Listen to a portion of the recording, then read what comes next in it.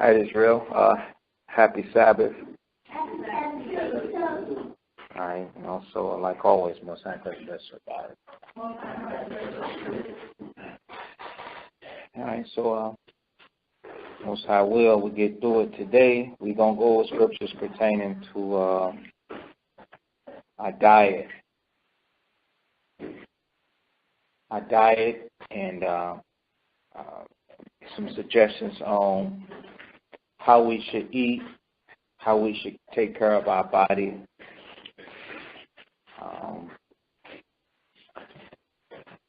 I know a lot of us think that we know and understand already, but just some insight according to the scriptures.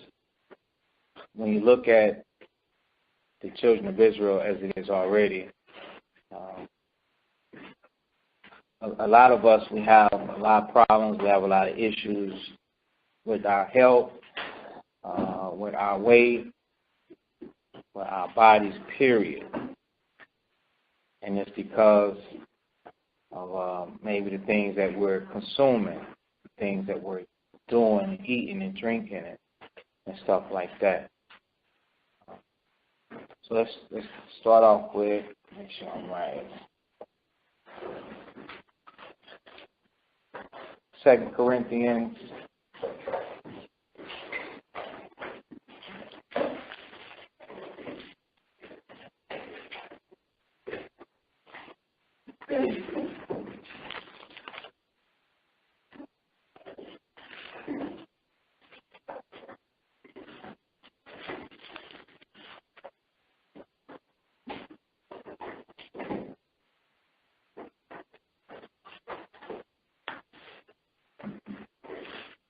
2 Corinthians 6.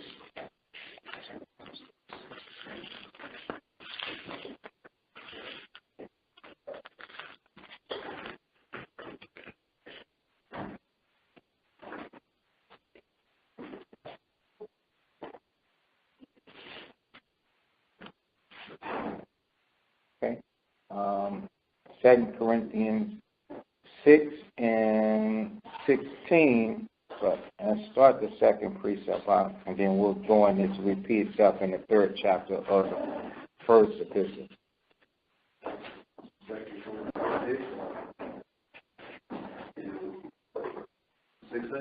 Yeah, the second precept. This is 2 Corinthians chapter 6 and verse 16.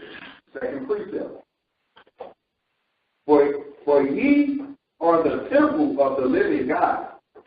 As God has said, I will dwell in them and walk in them, and I will be their God, and they shall be my people. All right, so the Lord said that we are our bodies, is what he's talking about.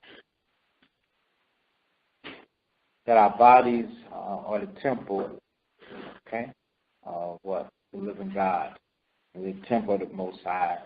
So our Most High is supposed to dwell inside of us. Okay, and actually we're supposed to be able to show it spiritually and physically. And we, the greatest people on the earth, we have to actually behave like it. All right, so when you read the 17th verse. Verse 17. Wherefore come out from among them, and be ye separate, saith the Lord, and touch not the unclean thing, and I will receive you, and will be a father unto you, and ye shall be my sons and daughters, saith the Lord Almighty. All right, so we have to come away from out of the nations religiously, physically, okay, and also as far as the way that we operate and that we take care of our temple that the Most High dwells inside. How do we come up out of the nations in that perspective? By getting smart and not letting them trick and deceive us. So it's not so much as, well, you're going to be over righteous. Okay? It's dealing with the fact that we definitely can smarten up, okay, with the way that you treat yourself. We can definitely smarten up the way that we treat ourselves with the things that we consume, the things that we drink. Just, as the scriptures come out, we'll be able to see it, Most High will, more and more. Because he's telling us not even to touch the unclean things. Anything pertaining to the nations that we know that's unclean, we should be trying to avoid it. All right. So read 7 and 1. Chapter 7 and verse 1. Having therefore these promises, dearly beloved, let us cleanse ourselves from all filthiness of the flesh and spirit. See that? Of what? The flesh and the spirit. So not only are we supposed to be trying to cleanse our spirit, which is inside of our mind, but we also supposed to be trying to do what? Cleanse our flesh. We're supposed to be trying to take care of our body. How many people, ain't really taking care of their body the correct way? Whether, the physician, there's a need of it, and we'll get into that. But it says perfecting holiness. Okay, so the Most High is going to show us, Lord will, like I said today, and using the scriptures, the Most High is going to show us and cause us to improve. And the more and more we learn, the better and better we're going to get. Because it's the flesh that we want to purge too. Don't we really realize that you even look better when you're taking care of yourself? And you see somebody, like say for instance, a drug addict. Okay? Does a drug addict look like they're taking care of their body? No. And you know that they're putting something in it, don't you? Yeah. All right. People that, they smoke drugs, you can tell. It deteriorates their skin complexion. It deteriorates the hydrants, the oils, the natural oils and stuff that the skin's supposed to produce and stuff like that. It destroys their vision, their eyes. It destroys their teeth. It kills their lungs.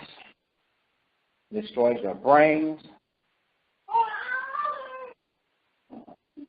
That's that one thing. Did y'all see that one thing with the hair where a lot of the women, the news anchors and stuff like that, they start going natural because the relaxers and stuff it kills your brain. It had the brain. They did an autopsy on some sister, and it had her brain all burned up, all dark looking. The natural brain was one way, but a woman that was always getting relaxers, it just killed her head, her brain. It was actually seeping through her skull cap down into her brain and destroying her brain. So a lot of the news anchors, when they saw that, they just cut their hair off and they had the little bitty fro and it started growing back natural. And they was like, well, hey, this is about my health. So either y'all going to accept it or you're not. But there's a lot of women that's still out there. They call it the creamy crack.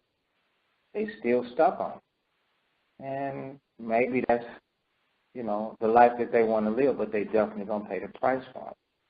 You got a lot of sisters that's injecting themselves with silicone, and they paying the price for it too. They're not taking care of the flesh. They're not taking care of their body. They want to be a fuller size person. And the Most High said no. He said we should cleanse ourselves from the wickedness, perfecting holiness. Okay, in the fear of the Most High. Okay, so the next one. Verse 2. No, 1 Corinthians 3 now.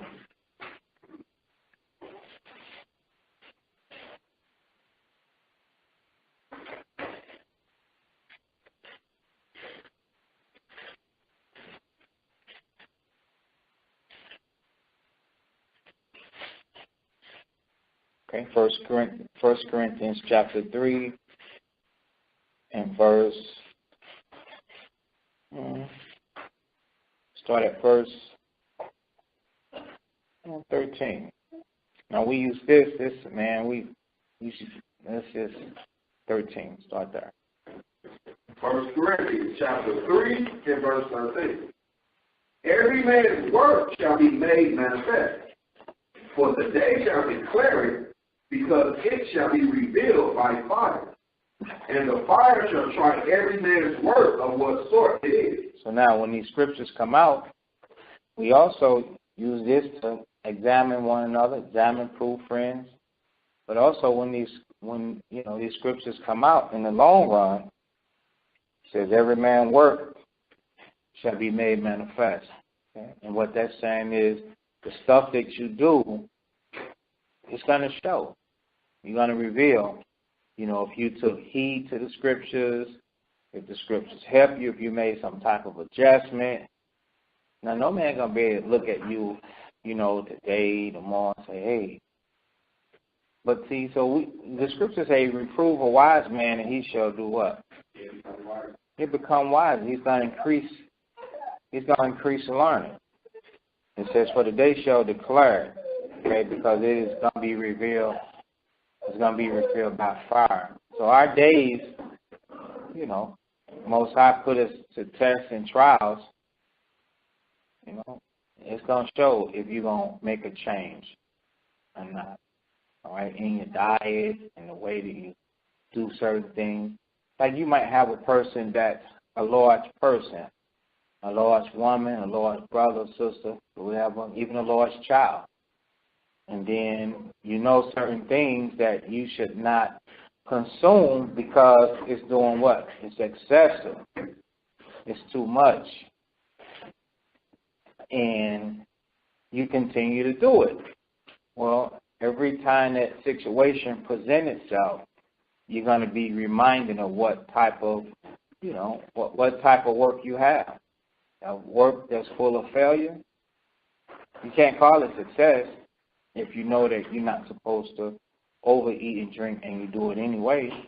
You can't call it success. That's failure right there. And the only thing that's going to try that, the only thing that's going to bring that out is that fire. That moment that you put to the test. Can I do this? Say, for instance, you might have some people that eat certain things. Like, I'll give you an example. As a child, I can't remember what grade it was in, whether it was middle school or early high school. But I remember this dark-skinned girl that was in my class, and she used to always say that Susie Q's broke her face. I mean, she would have oozing bumps. Yeah, that was maybe a cake or something like that. And she was dark-skinned, and I mean, her sweet girl. And she would be like, yeah, I know, I got to stop eating these cakes. Susie Q's break me out or whatever. But she would never stop eating Susie Q's. She just continued. So that wasn't good for her, but she would always do it. So in a situation with yourself, if you know that something ain't good for you, you're supposed to have the willpower to stop. My goodness, it's not good for you. When you keep on doing it, what does that say about you? What is that telling you about you? Or are you giving yourself an excuse by saying, oh, it's okay. You're not a strong person. So it says, the latter part 13, the fire shall try every man's work, what sort it is. What sort of work is you bringing forth? Strongness? Good work or bad works? If any man's work abide, which he built upon, he shall receive a reward. See how versatile this is? Now, if you're building upon, that I can do it, I need to do it, for conscience sake, for my health, you got people with, let's say, for instance, you got people with high blood pressure, and you know that, you have to stay away from certain foods. You got people with asthma, you have to stay away from a certain environment. You got people with high sugar, You got a lot of different situations. You've got to be able to make sure that you take care of your body. And if you take care of your body, won't you receive a reward? If you're doing the things that you're supposed to be doing, yeah, your body going to respond. You're going to receive the reward. You can't just compare yourself to the person that don't have that struggle. That wouldn't even be smart right there. That ain't even mentally stable right there. You're going to do what the next man do. You're going to eat and drink and carry on with the next person. Can't do that. Verse 15, if any man's work shall be burned, he shall suffer loss. That's true. You working hard to do something, then come the day of temptation, you go against what you know you should be doing. You're going to end up in the hospital. You're going to suffer a loss. You're going to end up hurting yourself. But it says he himself shall be saved, yet so by fire. So in other words, you can save yourself by how? That same situation that you keep failing. When it come back around, what do you have to do? Pass it. You have to apply what you know is right. So we're so used to so many people, and we ourselves at times, we look for a different result and a different outcome trying the same thing over and over and over, which led to what? Failure. Here it is. You know that it don't work, but you keep trying. And you keep trying. You keep trying. That's called foolishness. That's a childish mind right there. That's why Scripture says foolishness is bound in the heart of a child. But what's going to drive it far from him? The rod of correction. So who corrects you with these things that send you through hell? Is it not the Lord? The Most High correct you. He humble you. He bring you down low. He will tear that flesh to shreds. Okay? Yes, sir. Yeah, real quick. And that's why in Ecclesiastes, when you examine it, Solomon, he used to always say when he examined matters pertaining to men and how they live and how they deal, he'll always end up saying it is vanity and vexation of spirit. Because like the point the brother made is that keep trying the same thing and keep coming up with the same outcome of failure, but man keep trying the same thing over and over, think that's going to render something better. Right. So now, as this continue to go right on down to the 17th verse, verse 16, it's talking about us and our body. Go ahead, read it. Verse 16. Know ye not that ye are the temple of God? See that? Meaning, don't you know that you are the temple of the Heavenly Father? Okay, go ahead. And that the Spirit of God dwelleth in you. And that the Spirit of the Most High dwelleth in you. So now, a brother or sister that's out of order and not really taking care of themselves. Let's imagine this. We're walking through the city, maybe downtown city, whatever city you are, you're walking downtown, and you see the squatter under the bridge. He's got his knapsack. You know, funny. He's got his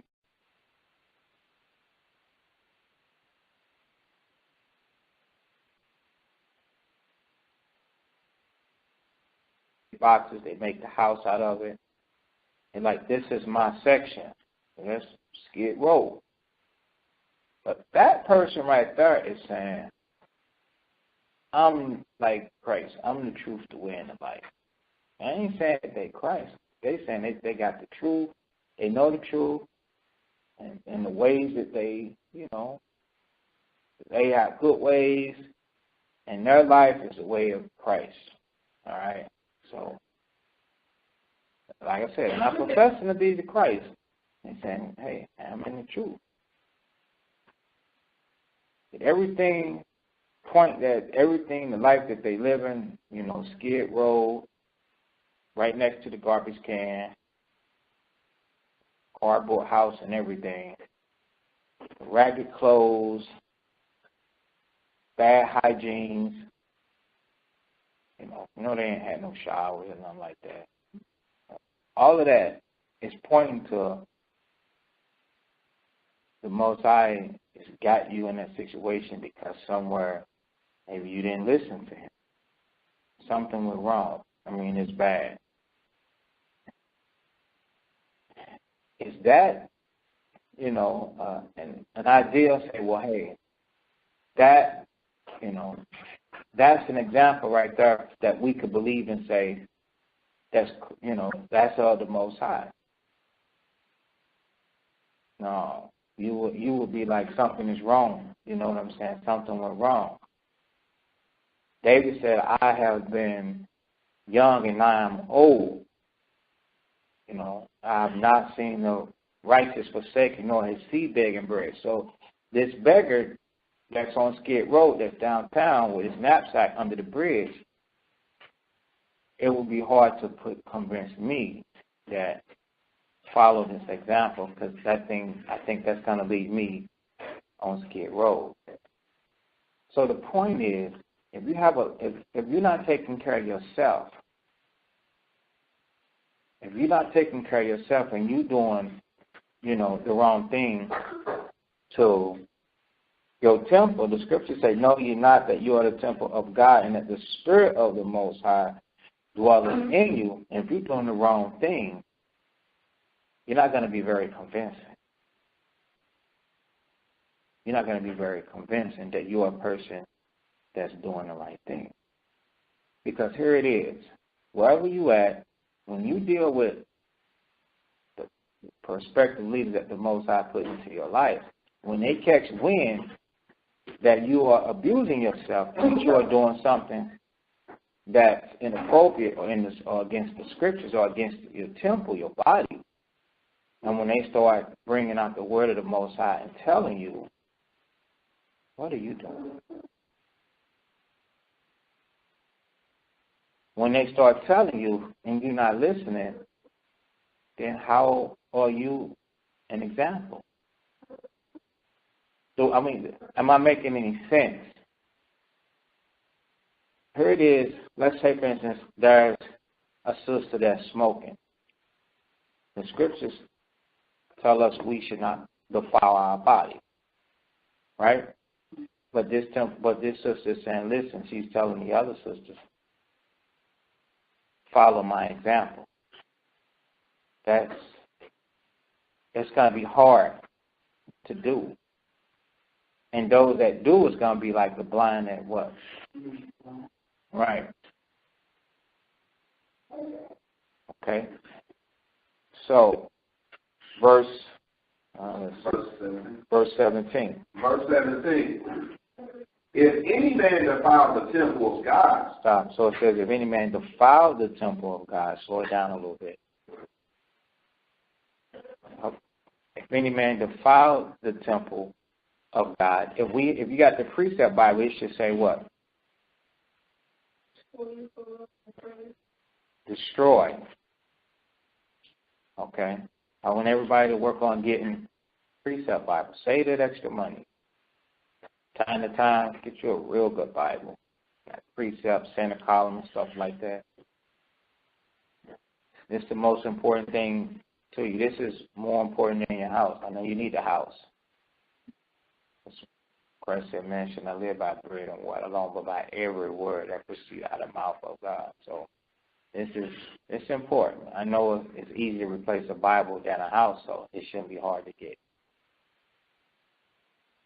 Okay.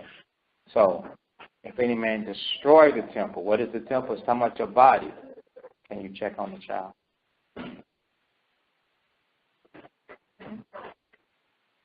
All right. If any man destroy the temple is talking about your body. How do you destroy your body? Doing things to it that you're not supposed to do to it. Okay? Treating it in a fashion to where it's going to deteriorate. Treating it in a fashion where it's going to be corrupted. You got to think. It's talking about your members, your fingers, your toes, your ears, your eyes, your heart, your lungs, your stomach, your kidneys. Talking about everything, your hair, your teeth. So when somebody tell you what to do and how to do it, you don't have to bark up like, oh, I know this is mine, this belongs to me. That's a foolish move and a mistake. Because that body that you destroying and you corrupting, first of all,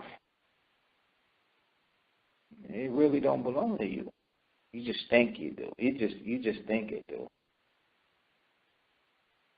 It says, if any man defile the temple of God, go ahead. Him shall God destroy. So we never looked at it like that.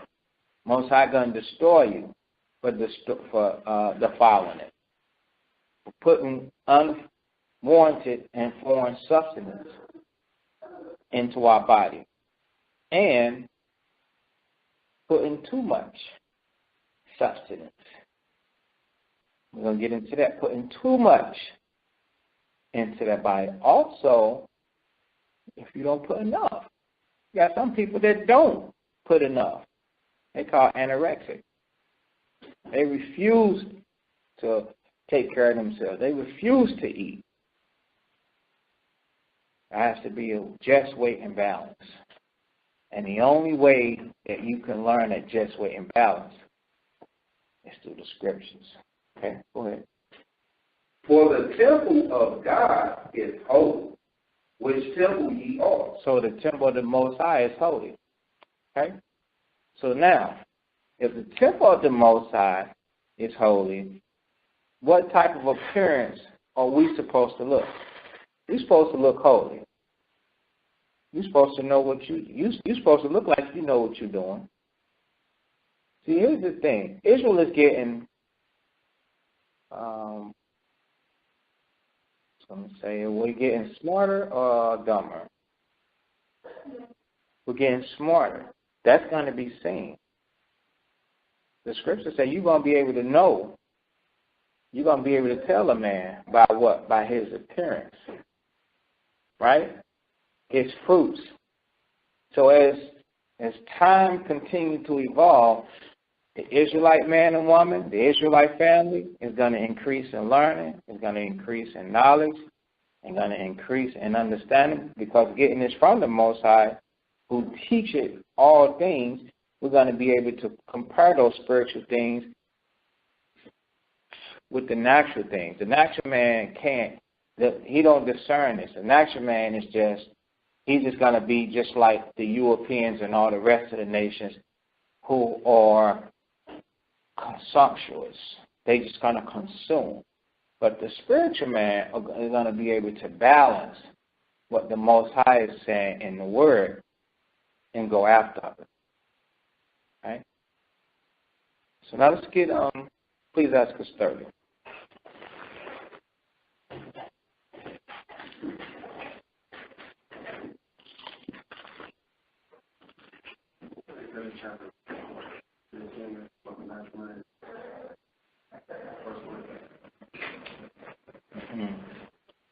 First Corinthians 2. What? Please ask us 30.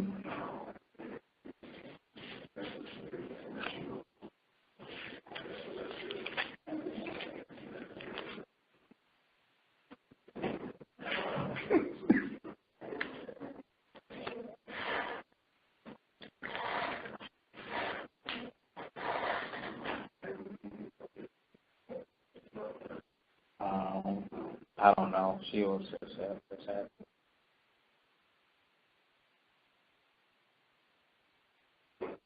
Okay, you can start at verses 14. Ecclesiastes chapter 30 and verse 14. Better is the poor being sound and strong of constitution than a rich man that is afflicted in his body. Right. So better is the poor being sound and strong of constitution. The constitution is what? It's talking about the laws. Okay? talking about the Bible. He has the scriptures. Please. Y'all said you want him to go and get the inhaler?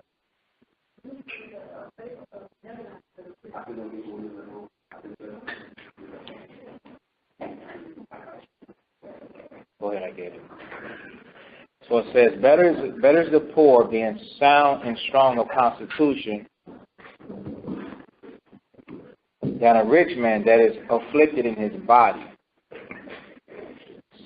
So now what we experience is we see a lot of Israel that poor, that's even us. But the Most High is saying that it's better, to have good health and to have poverty alone and be sound and strong with strong mind, strong health, a body.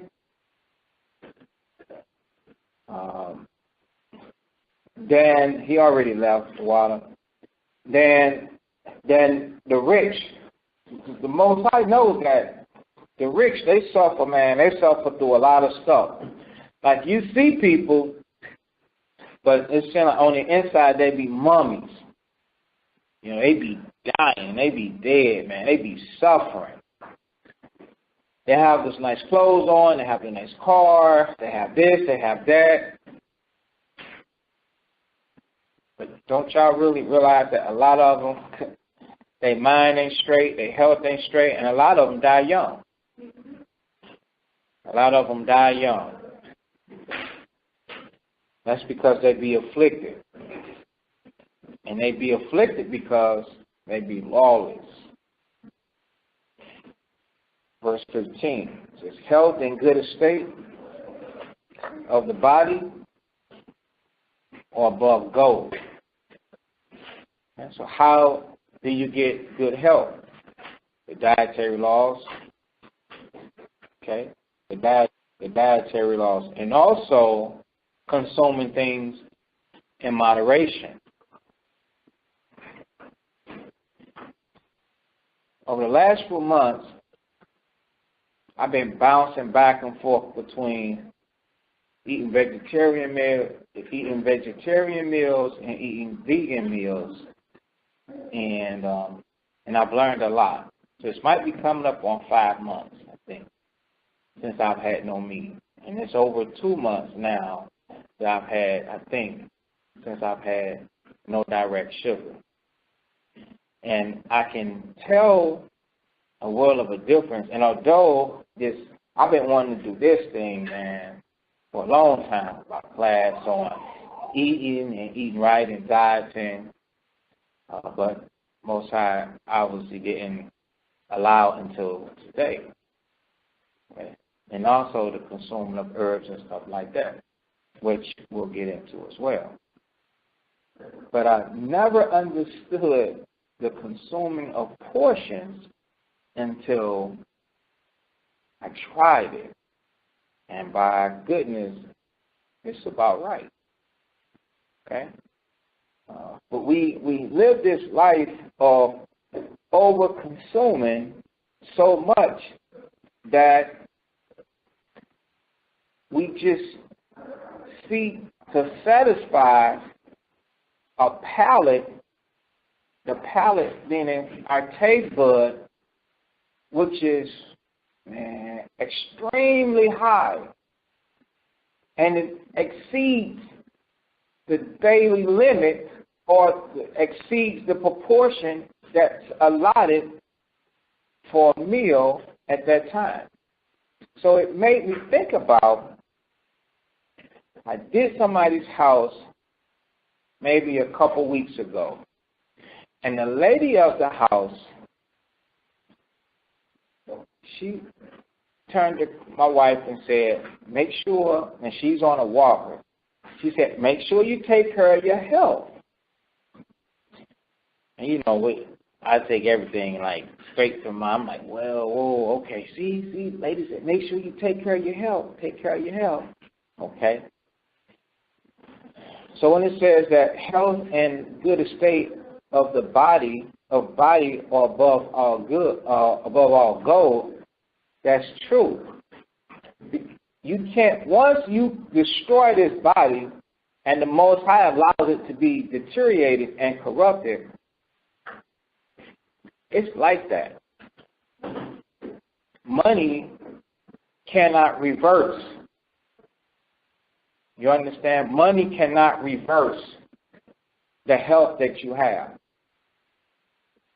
I tell you what's one of the first things people let go, and they don't take, and they don't take it, advantage, or they don't take it to heart. They don't. Their hair. Okay, nah, not so much. But they don't regard. A lot of people don't regard that. Okay, what's one of the first things? It's like they let it get away from them. Go ahead. And it's the most important thing. It's pertaining to the body. Exercise is not a body part. It's your teeth. Your teeth. Just think, now that it's being said. That's one of the, I think that mine, I could, maybe it's a matter of opinion, but I think teeth are high on the list. Okay? They're irreplaceable. They don't grow back. Once the baby teeth go out, and then you get the next set, that's it. So once you chew through those, through candy and sugars and sweets and tea and meat and all of that, it's a wrap. And on top of that, they're very expensive to have replacements. Dental work is very expensive. They're expensive like a house or a car. That expensive, I heard. So, take care of that. How do you do that? Yeah, daily cleansing, brushing, and also watch what you consume. Because just because have you ever tried to clean something and it didn't come clean? That's how teeth are. You got a lot of people with antique white teeth and butter brown teeth that brush, but them teeth ain't still, they brush, but them teeth didn't come clean. You ever brushed and for some reason you still feel something stuck in your teeth. And you're like, man, I brushed. And then because you keep messing with it, if something finally draws loose, and it's a piece of something that you had ate, then you just like remove it or whatever. See, so now just imagine what happens when that stays in there. And whatever ingredient from your food, mainly some type of sugar, which are acids from the drinks, begin to break down the enamel of that teeth and makes it brittle. That's why a lot of your teeth be chipping and breaking. Comes from overconsumption. But the point is, and if you take heed to this stuff, that health in good estate is above all gold. You're gonna find it that money can't fix it, can't fix your health. Okay? And a strong body is above infinite wealth. You know what infinite wealth is? That's money that don't run out. That's long money. You could be a billionaire. You could be a trillionaire. You can have all the land and any type of transportation you want. Yacht cruises and boats and jets and all of that type of stuff. So if you sick and your body ain't got the strength and it's breaking down, it's no good to you. Okay? Yes.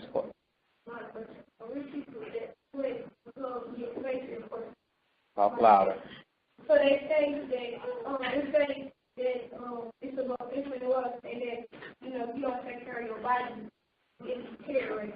But the rich people, they just want to take transport. So how they want to get themselves so they just get it hurt. Yeah, no. Okay, so say your question again.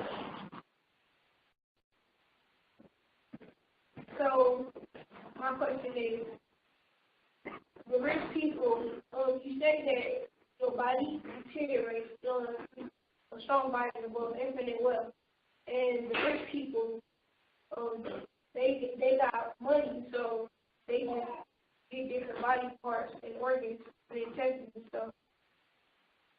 So how can they still be fit? Okay, let's get Ecclesiastes.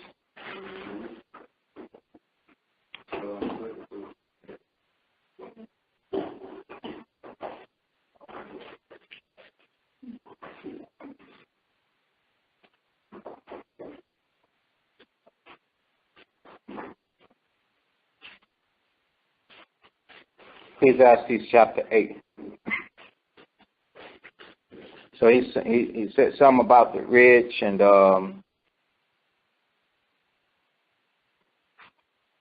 they just get a transplant.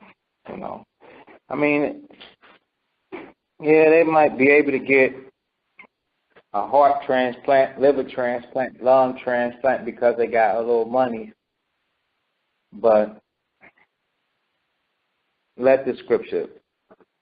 This is Ecclesiastes 8, and if you know it, not that what should be.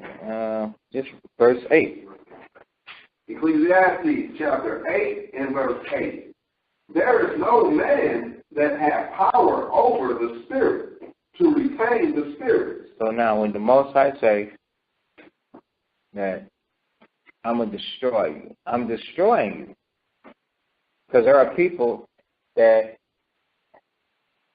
they stuff break down and they have replaced it and then it still don't work. Okay?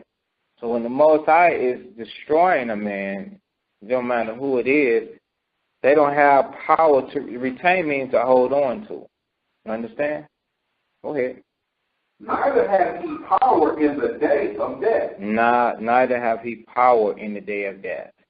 He have no strength. Like people be saying, hold on, stay with me. Don't go nowhere. That means nothing. They cannot hold on. Okay, go ahead. And there is no discharge in that war. What war? The war of their life. They trying to stay alive. They trying to keep from being destroyed. And the Most High is doing what? Destroying it.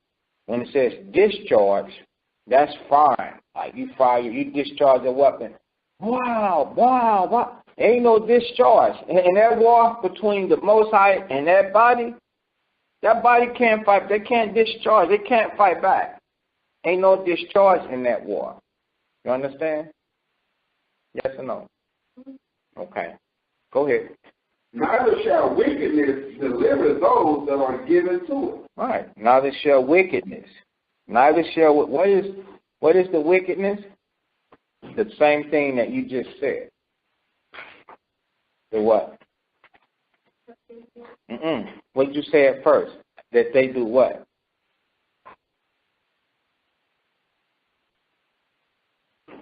You said that they do the transplanting. That they do the transplanting. Okay? A lot of these people,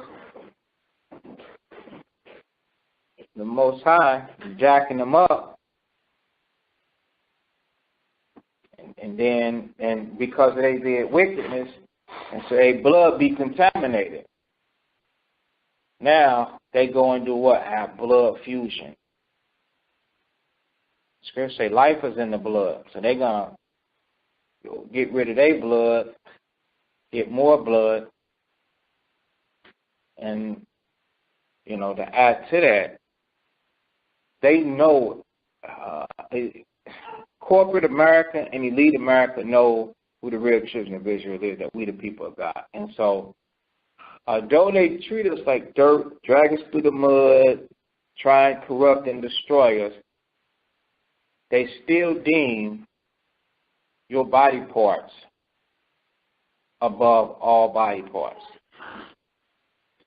And that's the reason why they want your organs. They want you to be an organ donator. Okay? They want your liver, your kidneys, your lungs, your heart, whatever it is that they can harvest from you. They want that. Because they into selling body parts. Because ours is stronger than anybody's on this earth. And we all jacked up. Remember, we're the same ones that the Most High is going to give what? Immortality, eternal life. We're the same ones that's going to live forever. So we all are strong people. The scripture even tells in Genesis, one shall be stronger than the other. We all are strong people. But the wickedness that it still don't prosper them. I mean, they do it, but it don't, it don't profit them, because if the Most High wants it to fail, then it still fails. All right. That part, did you read it again? Neither shall wickedness. Neither shall wickedness deliver those that are given to it. Right. So they're trying to save themselves. So this is medical. They go to all different type of extents to try and deliver themselves. The Most High said this is a precious thing to him. He got to have that. So when it's time for him to put somebody down, they coming. Okay, kicking and screaming. They coming though. All right, so go back to Sirach 30.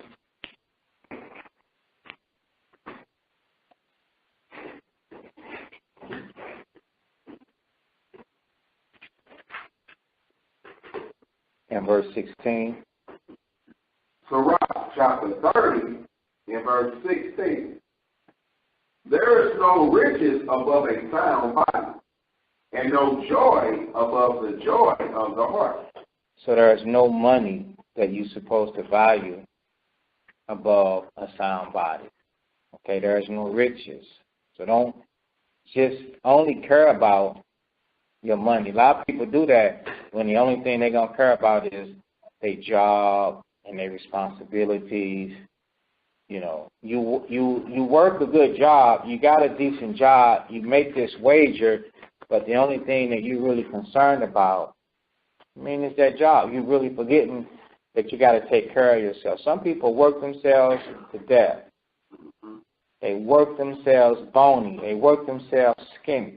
It's called working your fingers to the bone, or they might say, man, they worked me today like a Hebrew slave.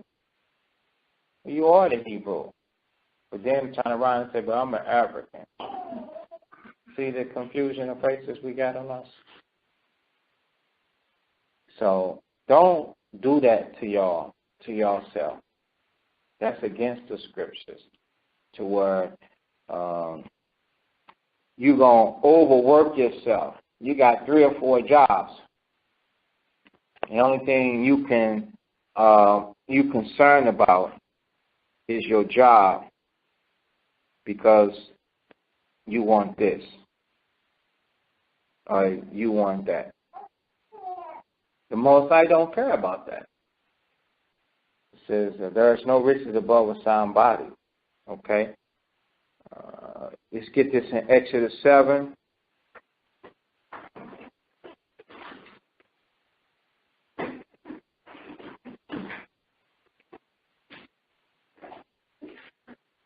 Actually, Exodus 8 is 1 and 7, 7:16, but we'll take the one in Exodus 8 and 1.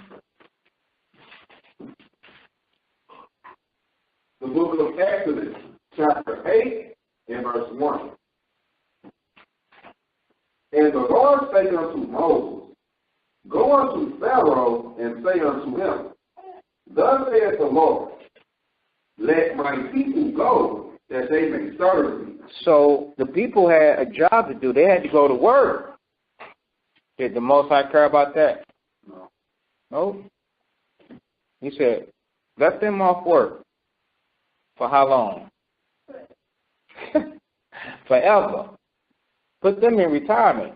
See, let my people go that they may serve me. So when you read this, and it says that there is no riches above a sound body, then we need to be, for those of you that are destroying yourself through work, you need to think about that. Okay. You got a job, that's fine, but you got 5 jobs, because you just like to make money. You're destroying yourself. And no joy above the joy of the heart. When is a mind happy? Okay, go. What are you gonna say? I mean, when it get what it want, that's fine. But what are you gonna say? Yeah, when it's resting. Okay. Well, resting. Well, when do you get to rest? Yeah, the Sabbath. So we're thinking about being happy, and what does it say? Read that part again. The precept. Exodus 81. Please ask us 30 and the second part of 16. Because I quoted it. It says, I'll read it. And no joy above the joy of the heart. Okay, so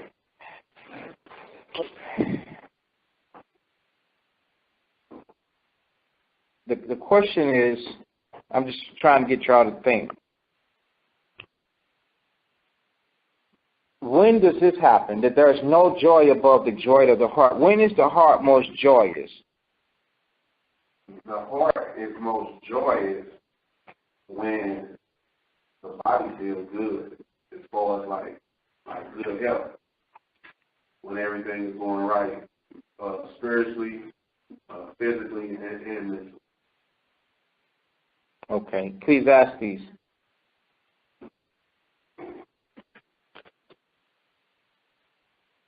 Ecclesiastes 3, Ecclesiastes 2:24. Ecclesiastes chapter 2, verse 24. The Bible. Somebody's looking at me probably. Ecclesiastes. Ecclesiastes chapter 2 and verse 24. I don't get it out.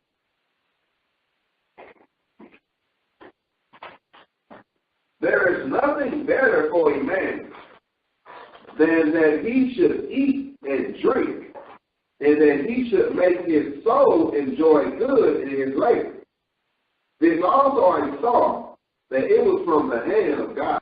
Right, so it says enjoy and that he should make his soul good. Okay? So now, the part we were dealing with in Ecclesiastes 30:16, there's no joy above the joy of his heart. So his heart is most joyous when? His heart is more joyous when? His heart is more joyous when he can enjoy the good of his labor. How can you enjoy the good of your labor if you're always working and you always come home tired? You can pay your bills and so on and so forth, but you cannot enjoy it for real because you destroy your flesh through much labor. That's the point.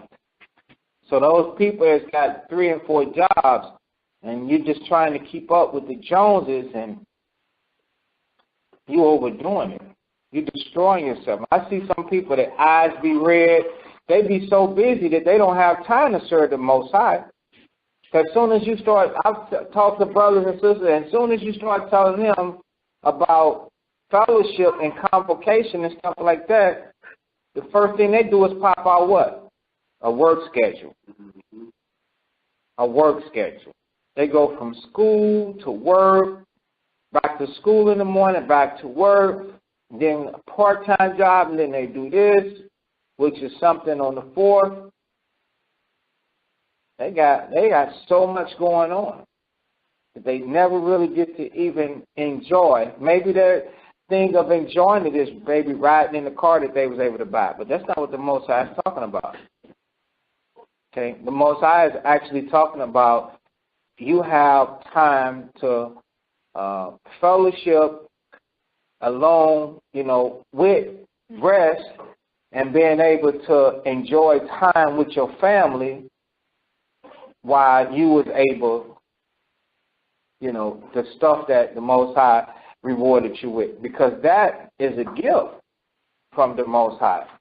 Being able to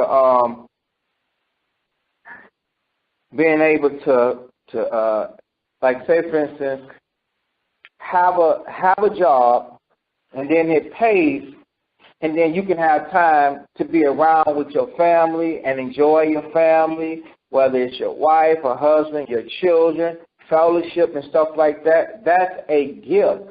So if you just consuming yourself and you destroying yourself through labor,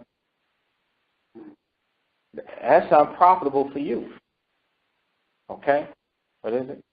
Could it be that they labor, the joy they labor is that they feel concerned, like they got that need or whatever that is? So you got a person with, they have no time to serve the Most High, nor be at home, but they happy with taking care of their children.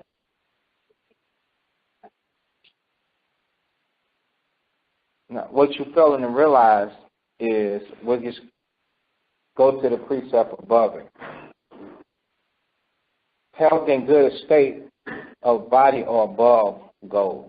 So by you not being somebody that's in the workforce, you don't understand the pressures that one have to take to constantly be doing something for straight 8 hours. You can't sit around like we can't sit around like we in school, sit on the stoop in a desk or with our hands in our pockets. You have got to be constantly moving at a pace that they deem acceptable. You don't even get to say what's acceptable. You don't get to set the pace. They set the pace. And believe you me, if your pace ain't adequate enough, which it ain't never going to be, sometimes it is, depending on the Most High. Most High did say that he'll make your enemies be at peace. But they set the pace, and if you fall short of that, they going to correct you about it. And if you don't like the correction, then you fired. It's just like that. You get to go home. And now you can't enjoy nothing. You don't have no money to do nothing with. Okay?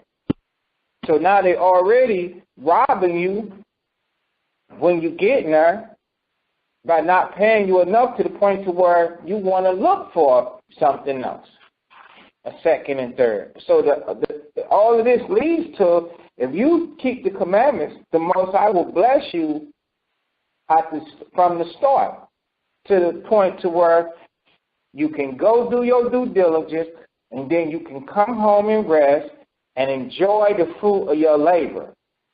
But this ain't talking about, you can just work as long as you want to, and as long as you take care of your kids, your children. Shoot, man, please. All right, go ahead. Yeah, it's a good example of his question, and then adding to verse 15, what we was just in Ecclesiastes. Solomon spoke on it in verse 25 and 26.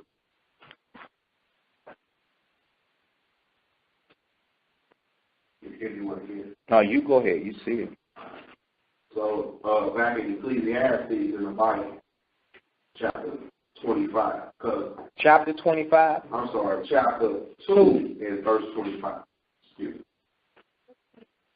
Because Solomon, I'm going to give us a little heads up on Solomon. He was a king, and he had all the riches in the world. So the things we speaking on, he had that luxury to be able to what? Deal with the Most High and have a healthy body and enjoy all the things the Most High gives to a man that do what? Like Chancellor keep the commandments.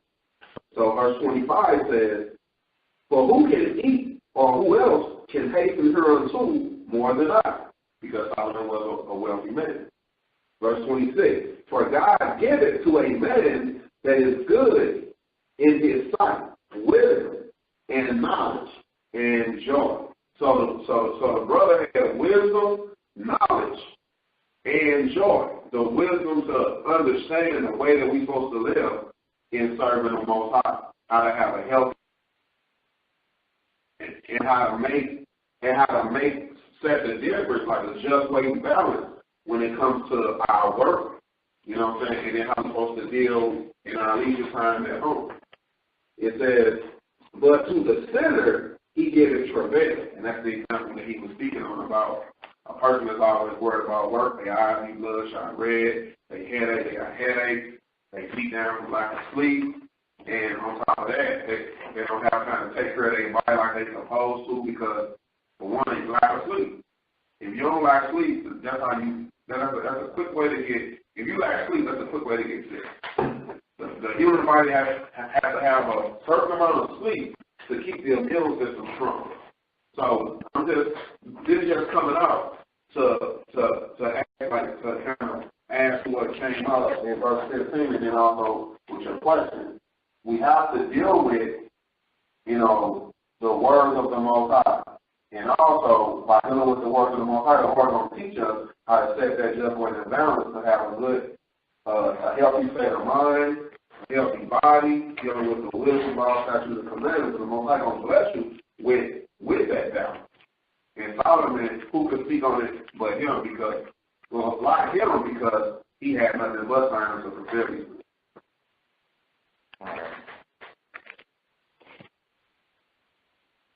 So you understand what he's saying? You understand? All right. So we cannot put, it's awareness of flesh. We cannot just add job upon job upon job upon job. Okay. Your house is going to be affected. This is one. Ecclesiastes 41.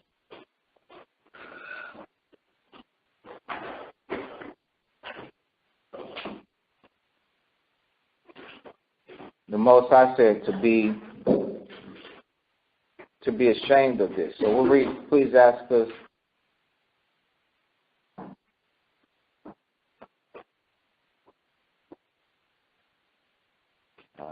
I'll read 16. It says, therefore be ashamed according to my word. Be shamefaced according to my word. Okay? So then we're going to jump down to verse 17. And we're going to pick up where it says, be ashamed. And so everything that comes after this is telling you to be ashamed of, right? I want everybody to be with me, okay? So now when you get to verse 22, it says what? It says, or to be over busy with his maid, okay? Or to be over busy with his maid. Say, for instance, there's a man that has, he goes to school, has a full-time job and a part-time job. When is he going to spend time with his wife? He won't be able to. He's not doing, he can't do the things he did with her maybe when he betrothed her. Israel knows that as being courting her. They went out to eat, they had lunch, they went out to breakfast, they stayed up, they talked, they walked. Now he's over busy. Why? Because in his mind, he needs to work. It says, and come not near her bed. So now he can't even have pillow time with her. He's over busy. The work, the fatigue from work, can destroy. It can destroy your body, which causes you to not, have that same level of intimacy that you had once upon a time. Okay. So who's that? Be ashamed of. That'll destroy. That'll destroy your body, man. You come home, you're tired. A lot of sisters do that too. They go to school. They go to school, and then they have a job, and they come home, and then the guy, the man the husband wants to talk to you. He wants to sit back and just relax with you and chill with you. But the only thing you can think about is, phew, you don't know how my day was. Well, you let yourself be tired. Let yourself get tired. Okay? And also, which I'm going to try and pick up the pace a little bit, also, what can contribute to that lack of energy? Your poor diet can contribute to that. You might have an average job where you come home and then you have to deal in the nursery. You have to deal with the children or whatever, and then you're too tired. You can't stay up. He look at you, you like,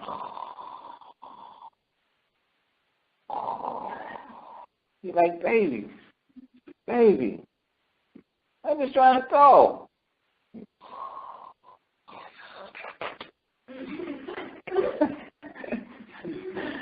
That work is a monster. All the youth, man, y'all can't wait to get to work. It's going to be there. Then you're going to be looking for days off. Most young people get fired because when you see how serious it is, you have to keep doing the same thing over and over.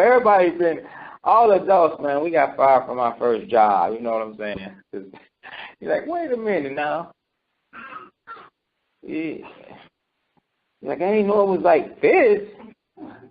I thought this was going to be a hangout spot where y'all owe me some money,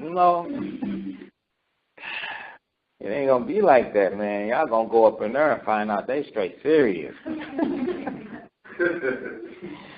it's going to be different, man. Y'all come work with me and y'all be sitting down and all kind of stuff. It's different, man. All right, so let's go back to 30. It's 30.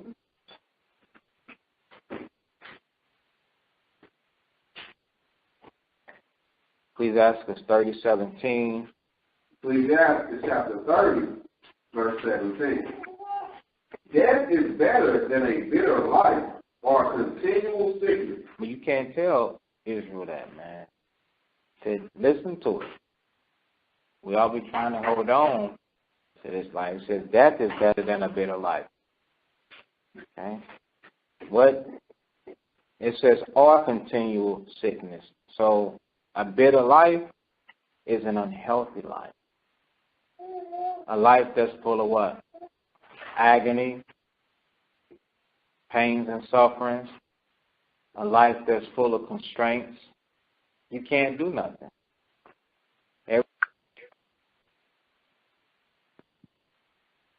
What they be thinking about in younger days. They be thinking about younger days. I guess, give you an example. Me personally, when I was right at the early teens, and we would always play behind the houses. All houses had garages. But y'all don't see that now. Y'all just see lawns. So all these houses had garages. And we used to play in the garages and play on the roof of the garage and run and jump from roof to roof. And we did all type of stuff. I can remember, I know we used to get like a frog in your arm. Somebody ever hit your bicep and get a frog. I can remember jumping off the roof.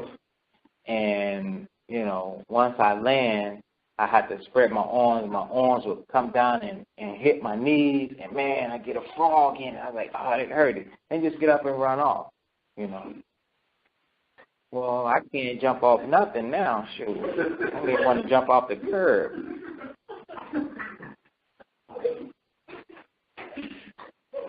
So when you have, man, and it's worse for some people because they have a life that's so bitter that they can't even walk.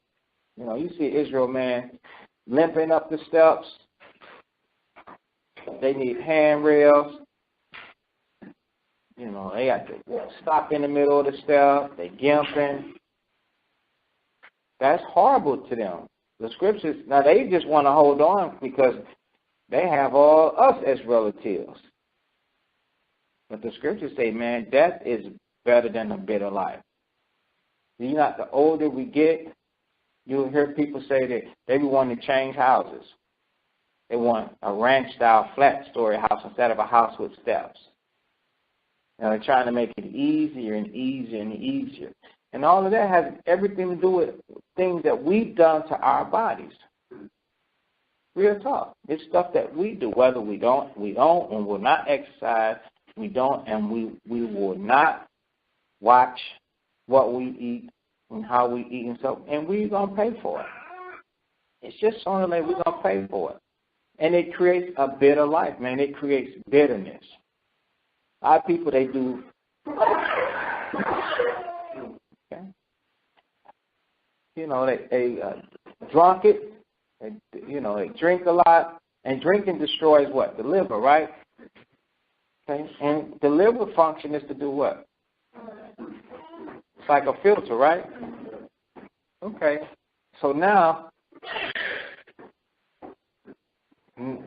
when your body cannot filter certain things, but when we're young, we're invincible. I mean, when I was young, I was invincible. Man, y'all really don't understand. The strongest little kid, I was invincible. I didn't know that. I didn't think I could die. But the Most High showed me, okay, you're not invincible. You must take care. You must take care of your bodies. Because the truth is, we are dying. Okay? We're dying. Okay? You're diminishing. You're not getting stronger. You're getting weaker. So the better you take care of stuff now, shut the door completely. The more you take care of yourself, the better you're going to be. Okay? That's true. Okay? So it says death is better than a bitter life. Who wants a bitter life? Where they can't hear, they can't see. Certain things you eat, it corrodes your stomach. You can't walk. Okay? You can't think. All these things destroy your brain. Or continual sicknesses. Death is even better than a continual sickness. A sickness that you got to live with. Some people, they be bedridden. Yeah, a lot of people, they, and I'm not trying to be, make mockery. The scriptures say, I know, laugh not a lame man to scorn. So that's why if anybody, I see somebody laughing or something, I say, no, ain't nothing funny. Correct it. Well, that's not supposed to stop us from bringing the truth out and edifying the body. But we, you notice in all the cities, what are they doing at the end of the corners? They're cutting all the curbs out. Because Israel now, you got a lot of people that are in wheelchair bound, right? So they got to ride around in the motorized wheelchairs and stuff like that as a means of support. That's a continual sickness right there. The scripture say death is better than that. Who wants to be, where you cannot walk? Nobody. You at somebody's beck and call. Can you help me in the bed? Can you help me to the toilet? Can you help me in the tub? Can you help me? Help me, help me. And Esau, I don't even like bringing this dude up here. But he make it so that, Israel is, not just Israel, but anybody, is overlooking the fact that the Most High just traumatized them. He take you from the wheelchair to the basketball court. Now you got wheelchair Olympics and stuff like that. So now let's deal with the 18th verse. It says, delicates poured upon a mouth shut up, or as masses of meat upon a grave. Okay? So I'll read it again. Delicates poured upon a mouth shut up, or as, meaning they're equal to a bunch of meat upon a grave. So now, why would a mouth be shut up? Okay? Why do you think a mouth would be shut up? Go ahead, James. What you gonna say? No. It's because you are. Do we not know that everybody, or not? You can destroy yourself to the point to where you can't even eat now. You got people that are in what, a state. Okay, they physically cannot eat. They are like being fed. This is getting serious. Y'all still at the surface. I said we're dying. So you still at the surface. You still have not imagined the worst, because you got all that youth and energy in you. So you cannot imagine this happening unto you.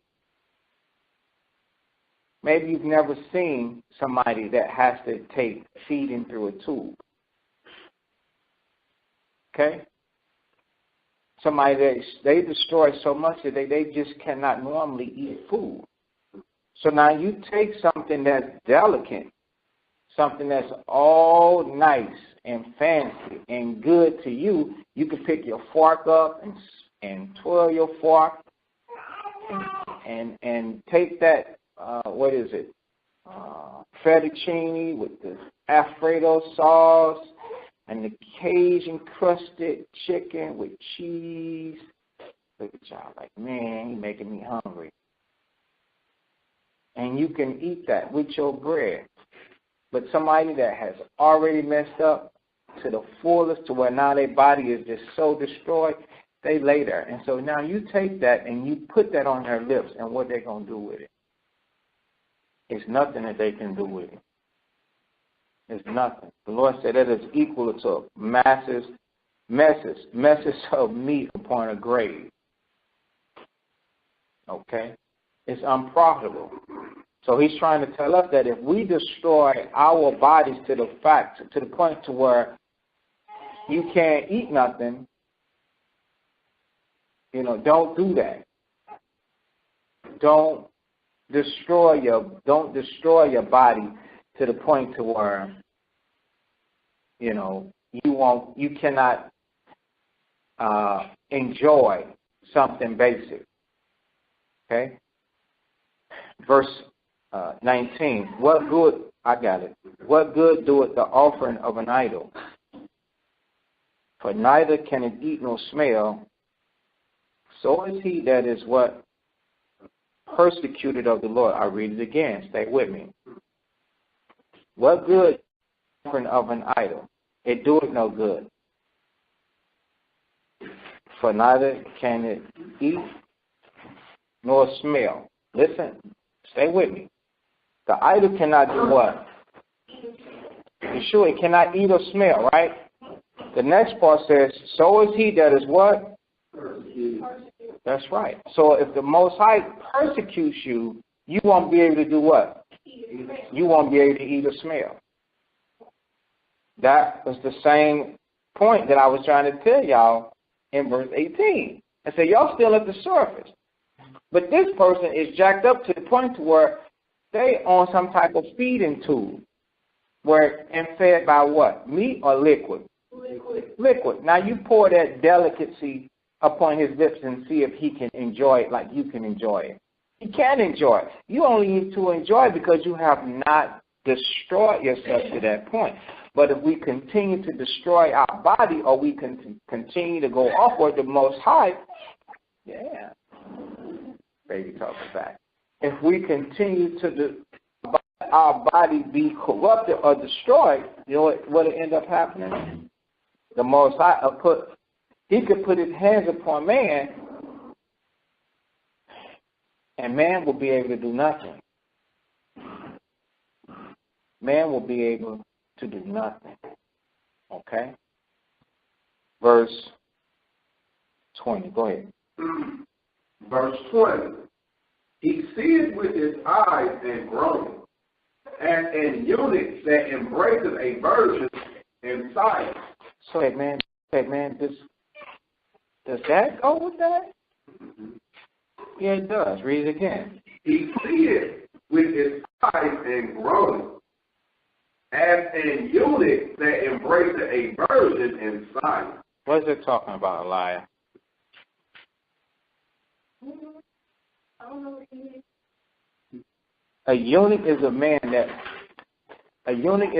that has separated himself from women. He said, I will not deal with a woman. He's not homosexual. He just said, I'm not going to deal with a woman. I serve the Lord. So my mind is going to be totally on serving the Most High.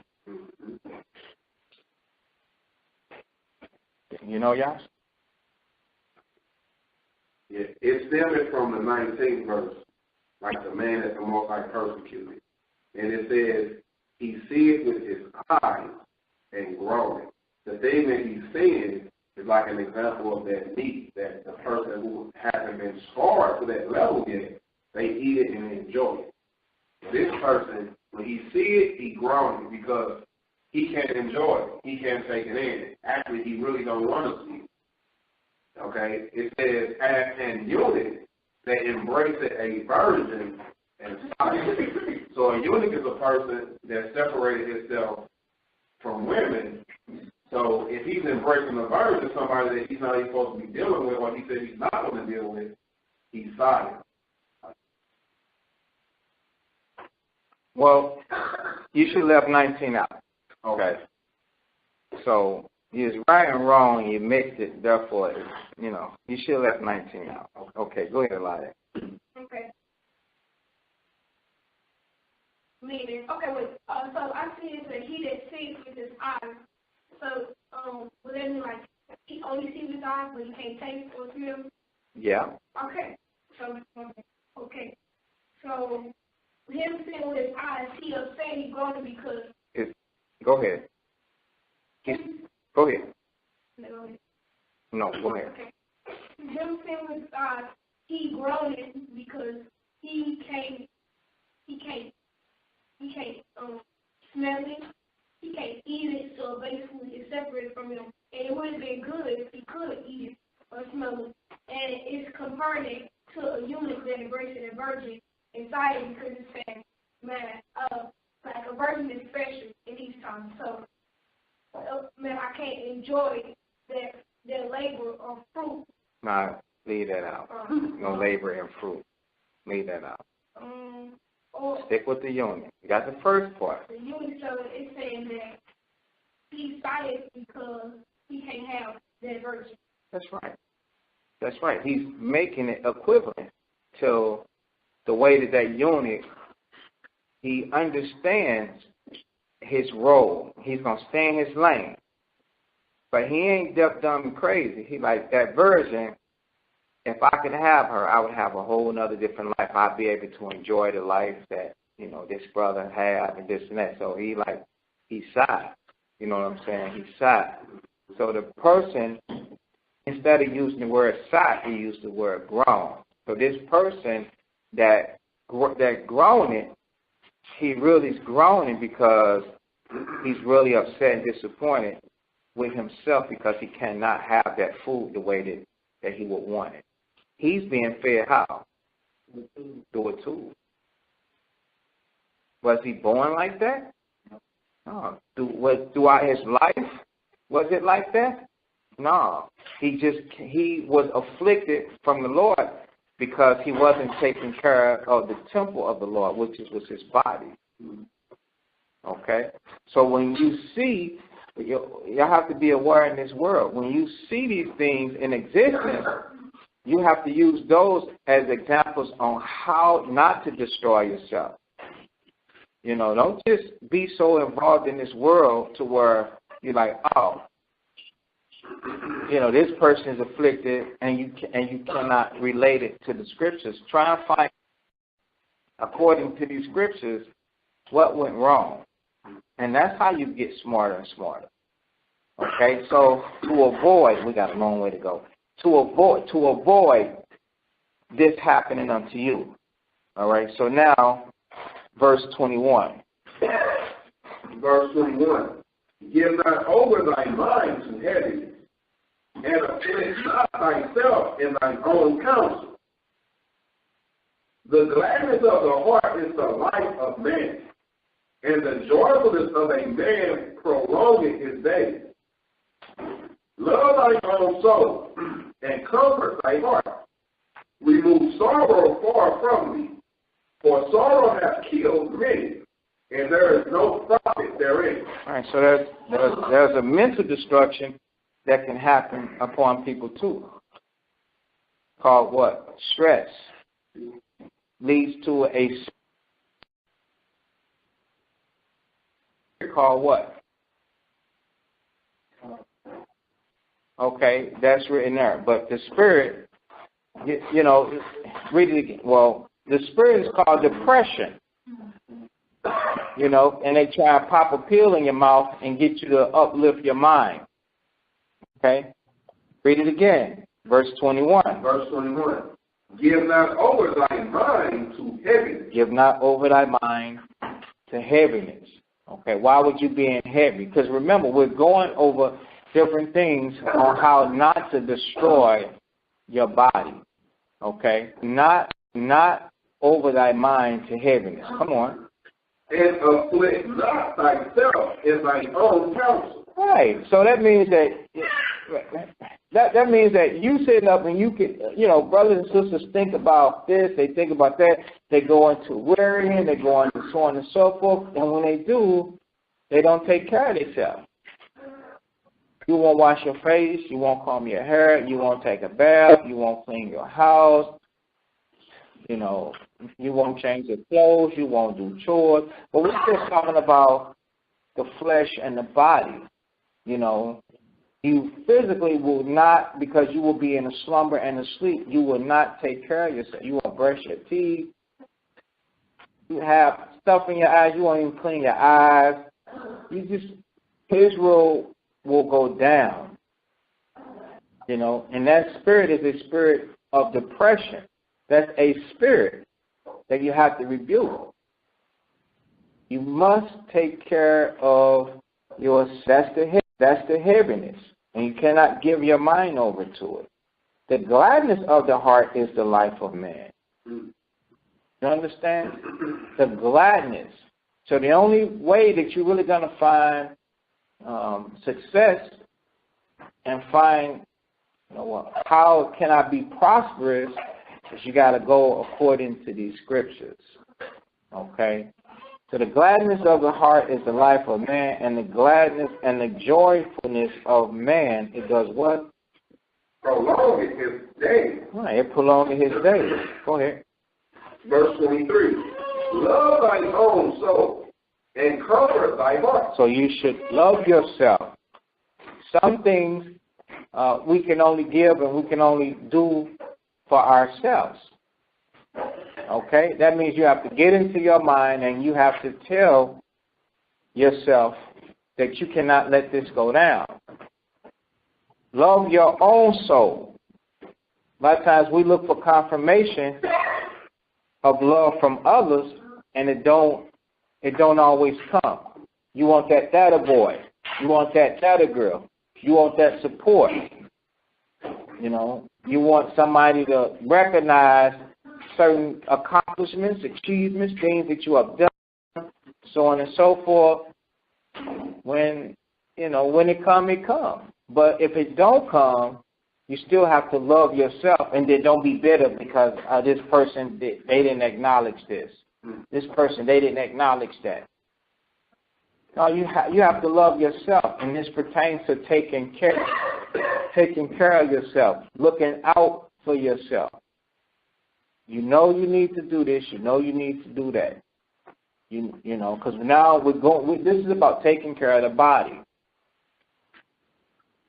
Okay, a lot of times I just tell you, I'll be at home and I start telling people what they should eat, what they shouldn't eat. When it's frowned upon, I'm like, okay, I ain't gonna say it then.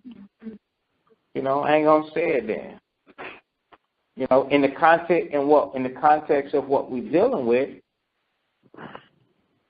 You know, I deal with my children and I say, hey, this stuff is high fructose corn syrup. This stuff is some imitation stuff. Y'all watch what y'all doing. Watch what you eating. Don't be just consuming and putting this stuff into your body. You're going to pay for it later. As I learn it, I have to give it to them. But they have to learn. They have to learn themselves. You know, and if I'm in their presence and I see it, I make them slow it down. I say, no, don't do that. You know, don't eat that much. Don't consume this much. You know, hold up. Don't do this and don't. But the point is, you have to love yourself to see. But unfortunate, like the brother or sister that's in the precepts above it, that it seems as if this person is on some type of straw feeding. They really humble themselves too late. Because now they can't even eat the food that was put on their mouth and they're groaning.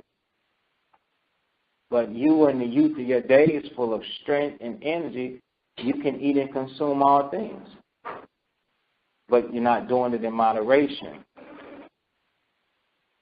And at the end, it could be weighty. So you have to love yourself. You have to comfort your heart. And it says, remove sorrow from thee.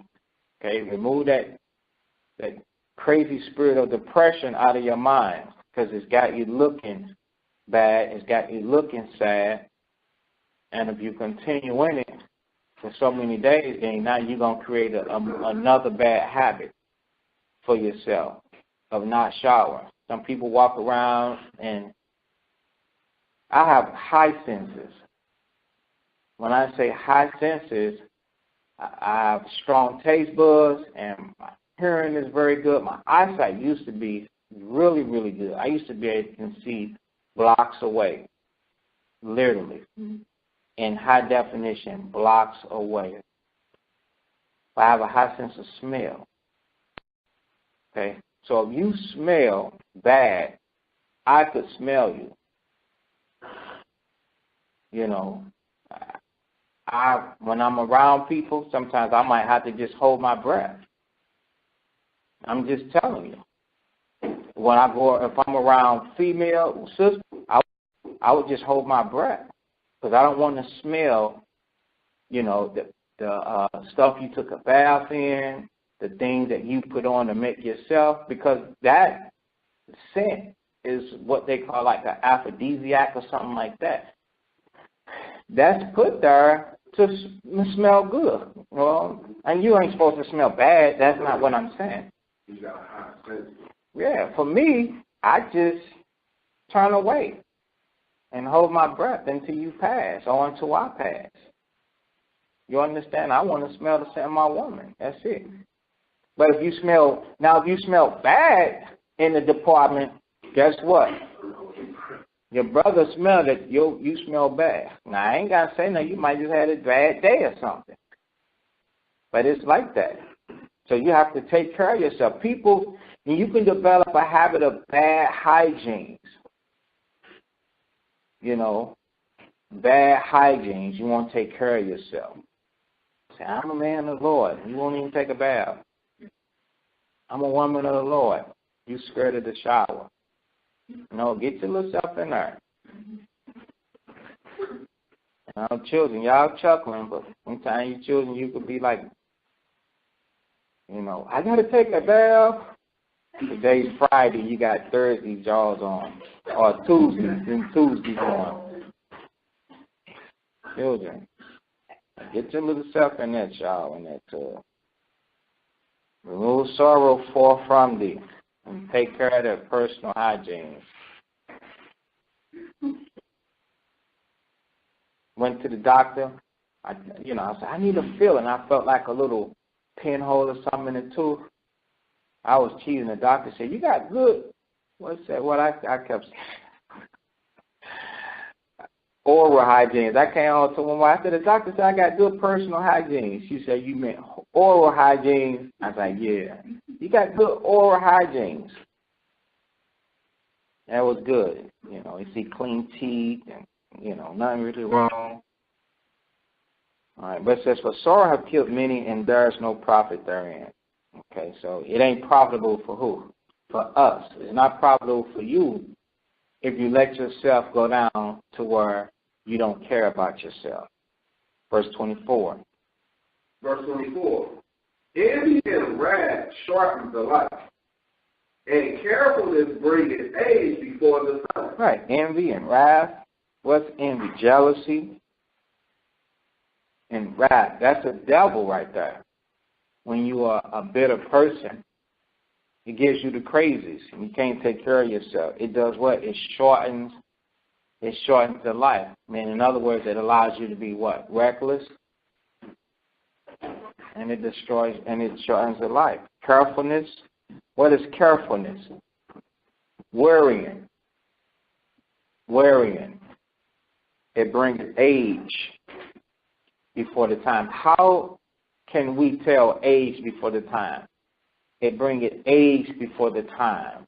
You look at somebody, it says carefulness. You ever had somebody tell you to be careful? Okay, that's probably because you're not careful. Well, there's an overdoing it. So overdoing it brings forth some type of extraordinary worrying. So when it says that, I'm just telling you what it is. It's to worry. So it says, to worry too much bringeth age. Before time. Before time. So what does a person look like when they have age before time? They have weary on, and then they got wrinkles. Worry and wrinkles. And bad because they got and they what? Is that what you see in a person? Yeah, they be sleepy and tired and wrinkles and stuff like that. Okay. And what else? Gray hair. And gray hair. Yeah, and gray hair. I once knew a person. We were both in our 20s. Okay. And a female. This woman we grew up on the same street. This woman, she had all gray hair. She might have been about 20-something, about 21 years old. No. She might have been about 21 years old, 20 or 21. She had all gray hair. Yeah. I don't know if you remember Shannon. Shannon had all gray hair.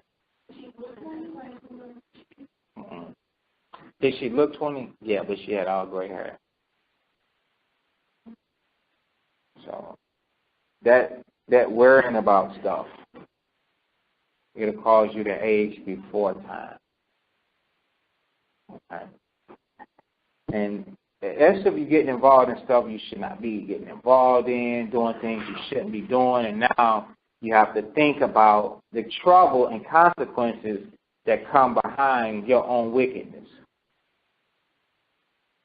So, shape that. Verse 25. Verse 25. A cheerful and good heart will have a care of his meat and diet. A cheerful and good mind will do what? Have a care of his meat and diet. That's right. You're going to have a care. You're going to be concerned about the meat and diet, your food and diet that you eat and drink. And you just popping your mouth open like Pac-Man, rocka, rocka, rocka, rocka, rocka. And you just eating anything. You can't do that. Know this prophecy. To get Ezekiel, the 4th chapter.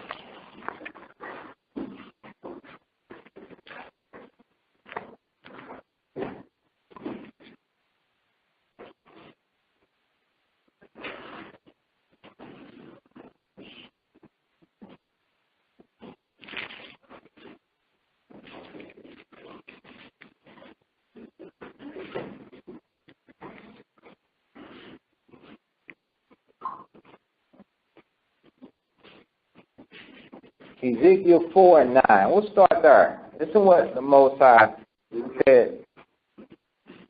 Ezekiel chapter 4, verse 9.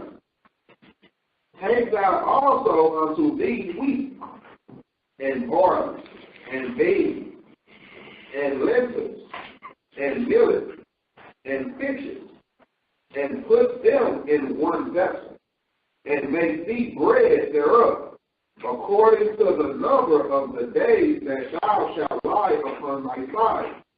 390 days shalt thou eat thereof. And thy meat which thou shalt eat shall be by weight, 20 shekels a day. From time to time shalt thou eat it. Right, so the Most High had Ezekiel to take this towel, and he's going to draw upon it. He's going to draw the city of Jerusalem, and he would lay a siege upon it and build upon it. He would draw certain things. Then the Most High told him to lay this direction, lay that direction, and the Most High had set, this is the beginning of the chapter, the Most High had set a certain weight and portion, an amount that he could eat a day. Okay, almost what we would call a diet, because 20 shekels a day, not really knowing what it is, but for him to portion it out, it obviously was going to be not sufficient to the amount that we normally would eat. Like, say for instance, somebody comes to you and then they tell you the portion of what you should eat. You understand? Just like I give you this, something we all can relate to. You know the Roman smack noodles that you all eat, right? Do you not know that? How many people know in here, raise your hand, how many servings are in that pack? How many servings are in that pack of smack noodles? 1, 2. That's it? Okay. How many servings in our life? 2. Can you imagine that? 2. Okay? That's not a lot. When the average man, he might boil him 2 packs of noodles. Now, when he's ready to eat after a hungry day, and he come in, he said, man, I'm going to eat these noodles, but then you break that into, break 1 pack in half, and then you break it again, because I'm going to make it even harder, and you eat that. That's like, wait a minute, that's not nearly enough. Okay? So the Lord told him to make thy meat thou shalt eat by weight. Okay? 20 shekels a day. From time to time shalt thou eat it. Because you know what? If you eat it all at one time, that's it for you, Ezekiel. Okay, verse 11. Verse 11. Thou shalt drink also water by measure. Stop. How many of us measure our water? None of us.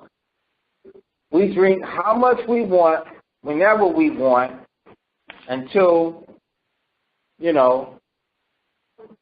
until it's gone. You just keep.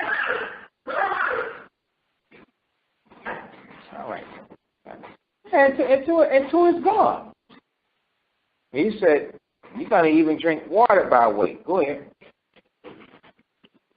The 6th part of an inch, from time to time shalt thou drink. A hen is like, it's like a jug. A jug. Yeah, let's just say it's like a gallon. Now, if you break a gallon up into 6 parts, that might be like a pint. I'm just giving an analogy. Okay, it might not be the exact weight. Okay? Might be like a pint.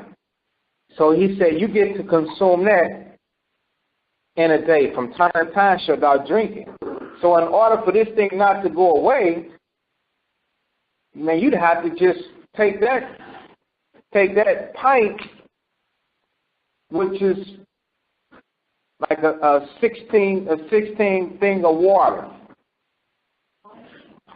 Okay? Like the bottled water. That's all you get for the day. So when you thirsty, you take it, You take a sip and that's it. That's all you're going to get today. Now, you have to work, you have to do this and that or whatever, but that's all you get. That's by measure. Okay, go ahead. All right. Verse 12. And thou shalt eat it as barley cake, and thou shalt bake it with dung that cometh out of men in their sight. So now he's referring to the 9th verse, where he's going to make bread. And the Lord said, you take the wheat, barley, the beans, lentil, millet, and you make it with barley, make it as barley cakes, and you take a little crop that comes from man, and you mix it up. Okay? You mix it up. Read on. Verse 13. And the Lord said, but he said, do it in their sight. So he needed to do it in the sight of Israel. So Israel is going to actually see him doing that. Now, those that are passing by are those that are in his house, because that's who's going to see it. They're going to use what sense to realize that something is bad about these cakes? What senses are they going to use? The sense of smell. And they're going to say, Ezekiel, what are you doing, man? What are you doing? Yeah, Ezekiel's crazy. He went mad. What is wrong with him? He just took some boo-boo and is making his cakes. Okay, that's what they're going to say. Verse 13. Verse 13. And the Lord said, even thus shall the children of Israel eat. Where's the fire? Even thus shall the children of Israel eat. See, even this way. Because you know what it's talking about? It's talking about all of y'all that's laughing. So go ahead and laugh again. He, come on, laugh again. Because most of you think all the stuff that you see, it be full of crap. It ain't full of. This is happening. It's a prophecy about Israel, which y'all happen to be. What do you mean? Okay. Read it again. Verse 13.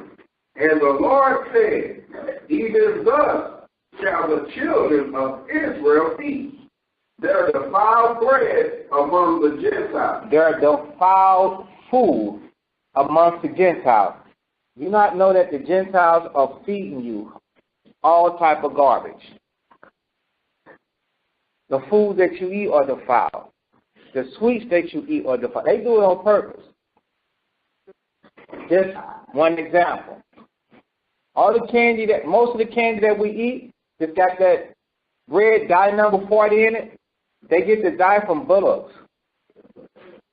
Red bugs. And they get the color from it. Most of the foods, a lot of foods that we eat, they take sand and mix with it as an anti-caking agent. They take all different type of chemicals and put into our foods. We should be learning to wean ourselves and walk away from this. So now, let me ask you a question. This makes common sense to me.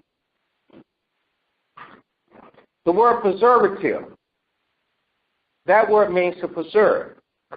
So if that food has this preservative in it and that preservative in it, they say to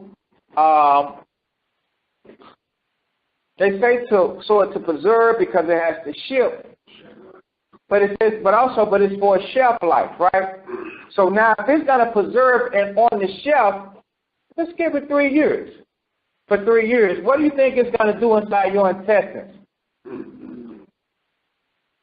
Or inside your stomach, which is a part of your intestine. What do you think it's gonna preserve itself once it attaches to the walls of your stomach lining and your intestine? Is it gonna preserve itself there?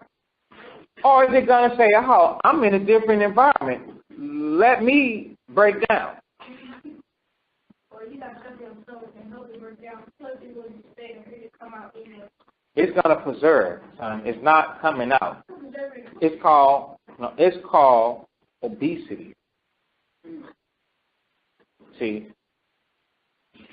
it adds up because it's being stored. Yeah.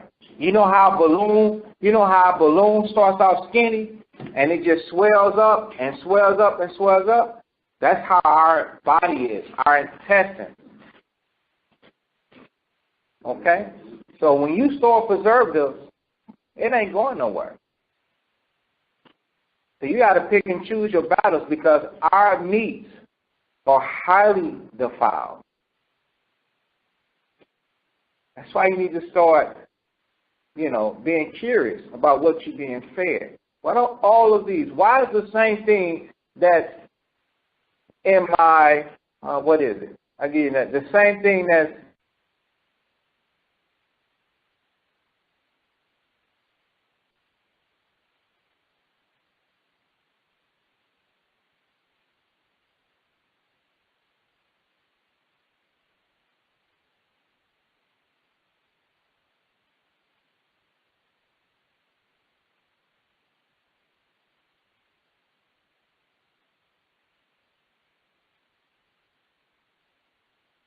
The host has joined the conference.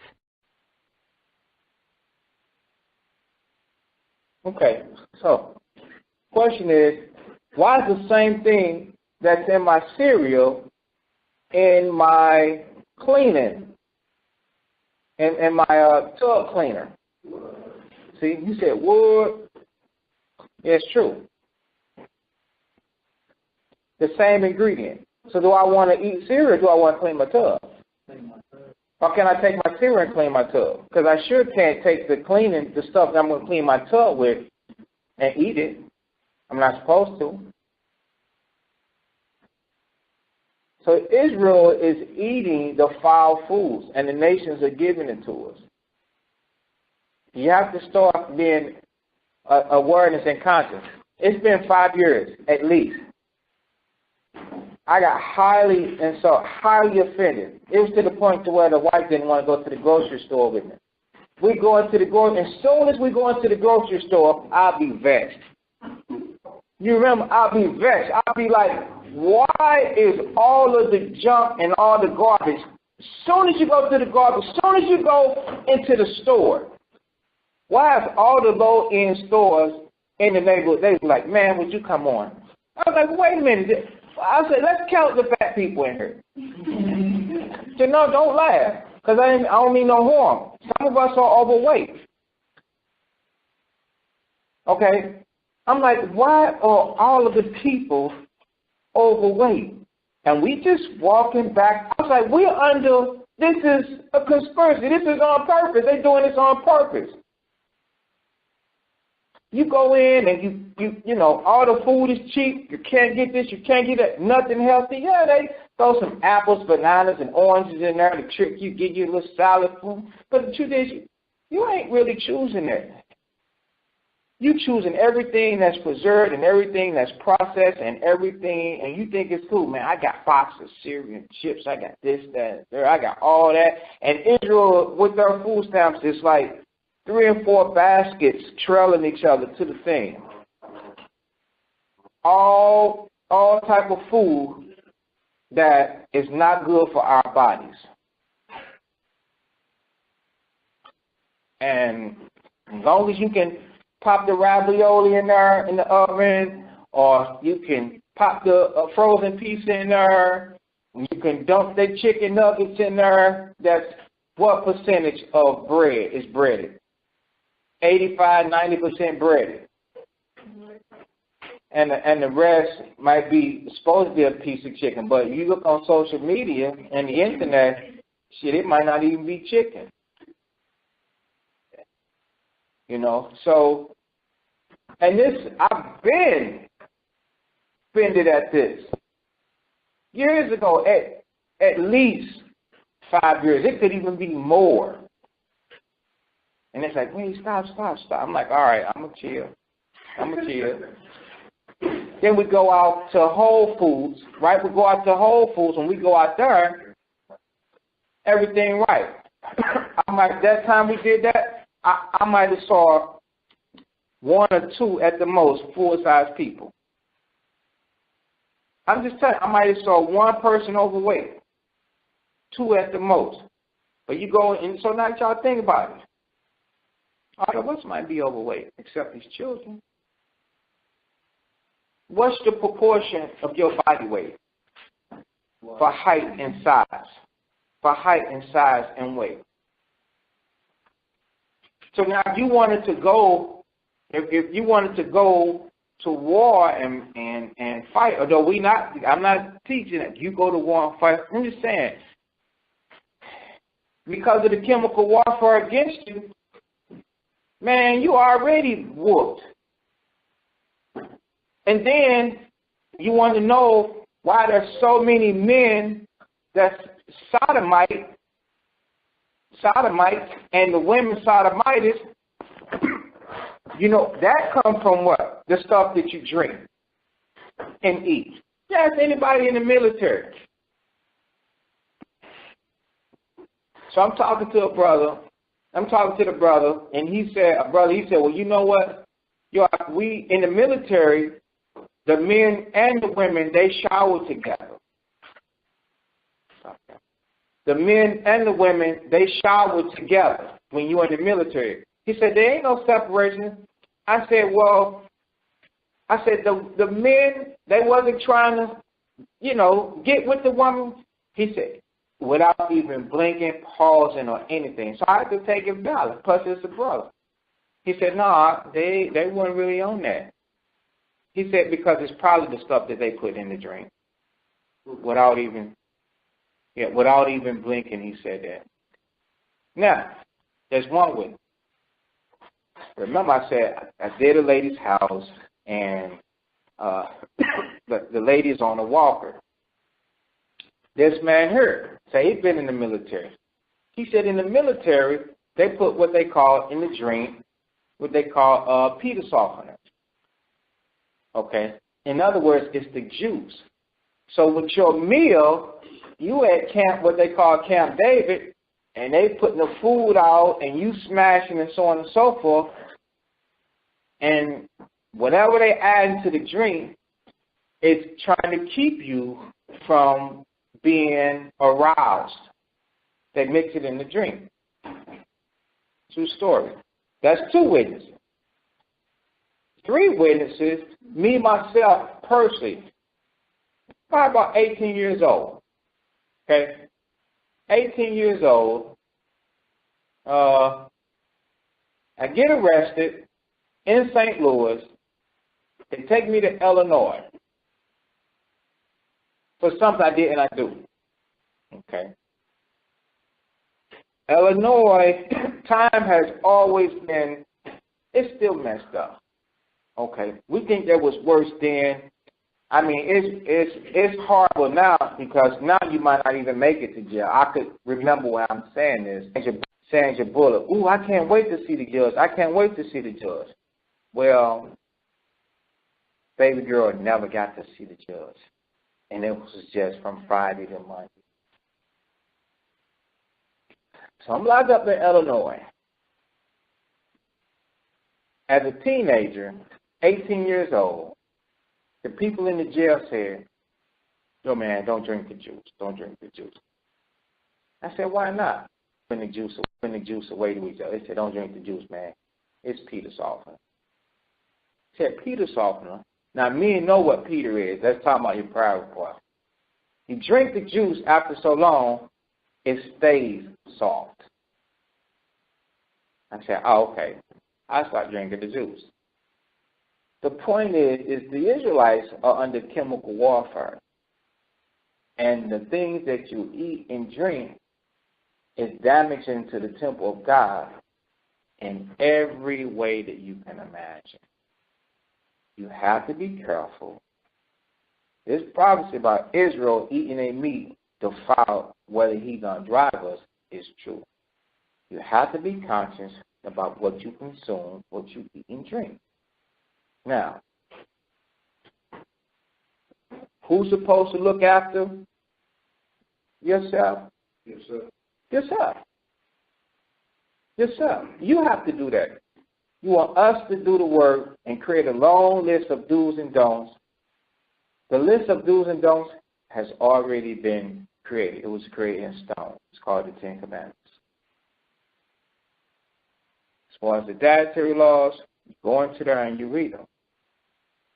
Anything else that's added to that, try and do the best that you possibly can to avoid yourself being sick about all of these different things. Okay? So now, let's move on.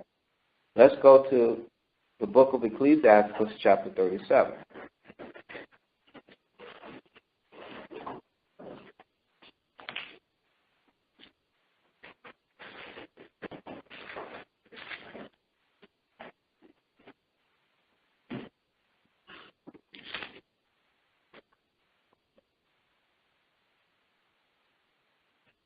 Okay, Ecclesiastes chapter 37 and verse 27.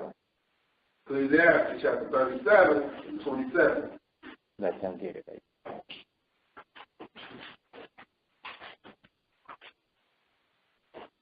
All right.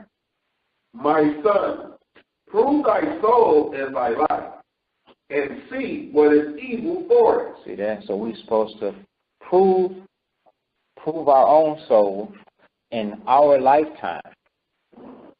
Okay, in our lifetime, and see what is evil for it.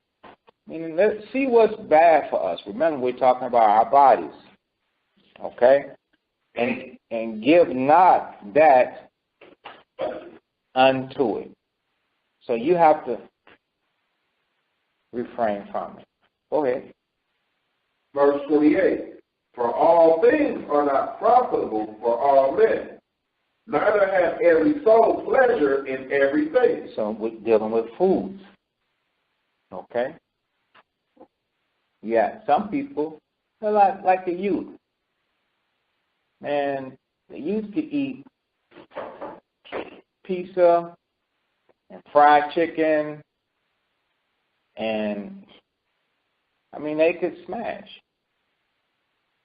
But now, you try that, and you end up, what, piggity pal. Okay? You trying to be like the other person or other people, and it's not working. It says all things are not profitable for all men. Okay? Neither have every soul pleasure in everything. Okay? And, well, we can use that. Some people, they might not, like you got, I know it's a brother that, like, let's say, for instance, things that swim in the water he can't eat. So he don't take pleasure in that. But us, I mean, we might take pleasure in that. We'll eat the fish. Salmon, jack salmon, pink salmon, okay, buffalo. I've heard some people speaking about tilapia. It's got fins and scales. If it's got fins and scales, what can you say? We ought to obey the Most High, brother. It's got fins and scales. If it's got fins and scales, you can't eat it. Okay. So you cannot eat shrimp and crab, lobsters and catfish, frog legs and turtle, shark bites, squid, shellfish, clamfish. I miss anything? What else?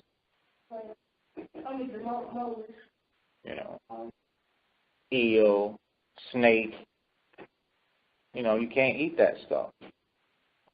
But things that you can eat, you have some people that have pleasure in it, and then some that don't. Okay? Some people have success. Okay? Even when it comes to, like, maybe snacks and stuff like that. Some people have success in it.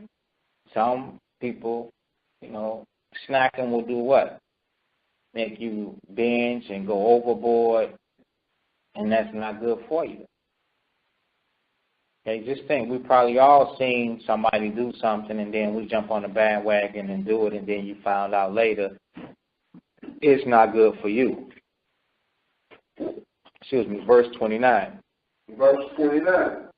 Be not unsatisfiable in any dainty thing, nor too greedy upon meat. Right, unsatisfiable is the fact and act of not being satisfied. Okay? It says in any dainty thing. What's a dainty thing? A dainty thing is like a specialty. Okay? What if you like cakes and pies? You like cakes and pies, and now you become a baker. You're like, oh, I'm a self-proclaimed what? Baker. You like to bake. Well, not only do you self-proclaim baker and you like to bake, and, you know, sweets is your thing or whatever, but what else did that cause you to do? Eat sweets all day, all the time. Yeah, all the time. Gain weight. Now you put on 70 pounds. Chunky. You put on 70 pounds. Well, what type of example is that? You're a female, now you're trying to teach who how to bake. They were baking to feed their family. They were baking to feed their family, and that's fine, baking, you know, to keep the feast and stuff like that. But now, you taught all the sisters to bake. Ain't nothing wrong with teaching sisters to bake. That's not the point. But now everybody is what? You know how, like, say, for instance, you got full-figured women, and politely said, you know what I'm saying? You got full-figured women, they be with what type of women? Huh? Full-figured women.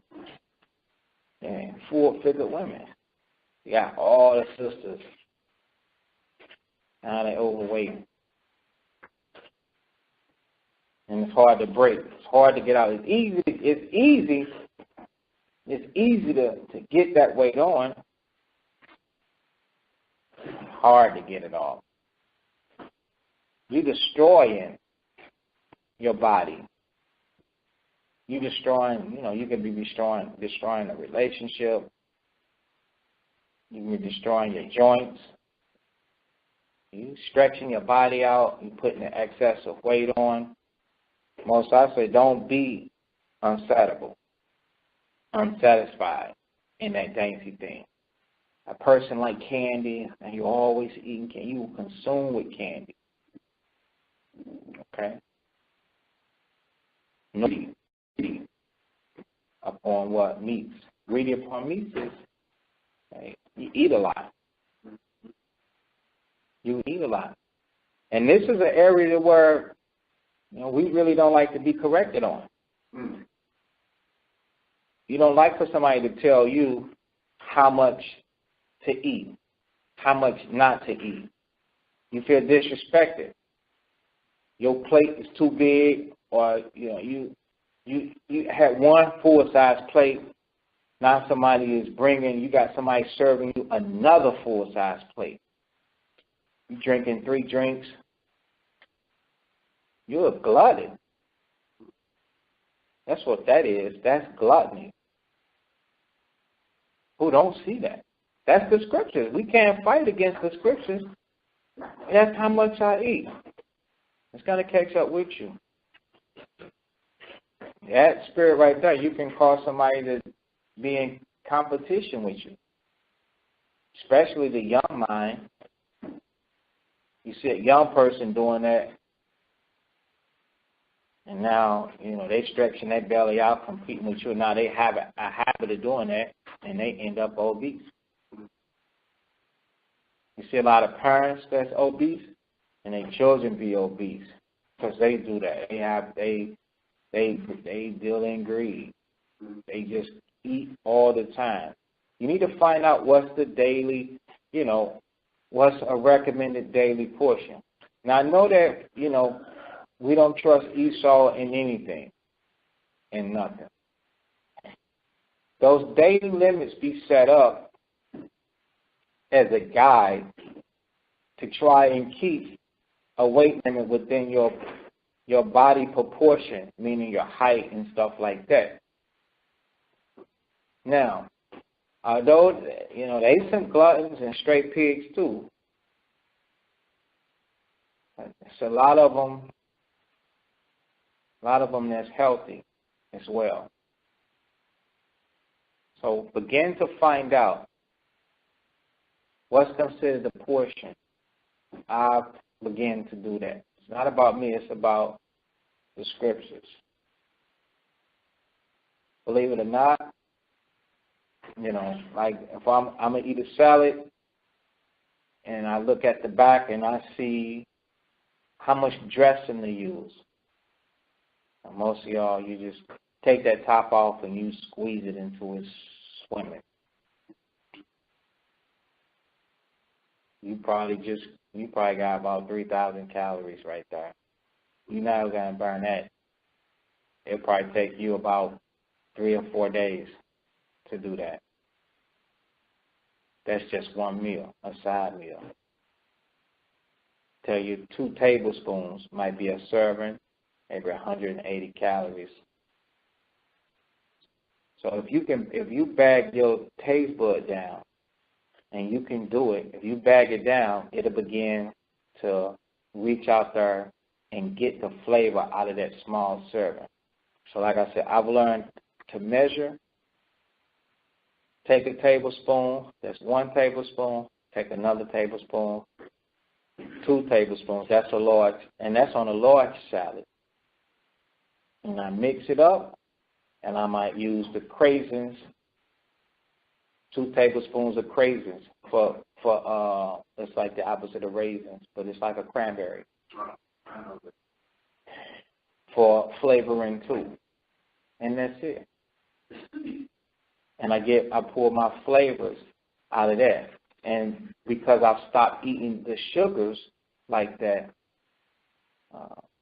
whatever that's in the tablespoon, I actually taste it. I can actually taste it. But I didn't know that it would be like that until I made the change. I was like, man, this is actually correct. It's hard to get those calories burned. I can remember on the stepper at the gym, it's been probably a year since I've been stepping. But you go on the stepper on the gym, and I used to go with a brother, and we would be trying to get that hour in, and we burn 1,500 calories. All of that work to burn those calories. It's like, man, so just think if we just collecting that stuff and we putting it in us, and you know that you're not burning like that. So if you're not burning, where it's going? It's storing up in the walls of your arteries, and your skin muscle, under the muscle, or between the muscle and the skin as fat. And it's causing us to be overweight. And that's destruction of the temple of the Most High's body. The destruction of the body of the Most High's temple. Okay? So a lot of this stuff, man, be self-inflicted. Okay? Let's move on. Verse 30. For excess of meat bringeth sickness. Stop. For excess of meats, meaning too much meats. Too much meats. It bringeth sickness. Now, we don't think so, but it does. Like when you go to the restaurant, do they give you a choice of everything that's on the menu? They ask you what entree you want. But, when you at the feast, you got to have something of everything. Give me steak, give me chicken, give me lamb, give me this. I ain't speaking evil of the feast. I'm just trying to bring out that Israel, we need to be in moderation so that we don't destroy our bodies through excess of meat. So excess of meat, it bringeth sickness. The other day, the baby come home and stomach hurting. Wife said she ate something. Somebody ate 6 or something. It was cupcakes. 6 cupcakes. And it's the end of the day, it's at night, and who's watching television or something. So I'm fighting, I don't just wild out and eat. So I eat those original Fritos, the corn chips. They have no sugar in them.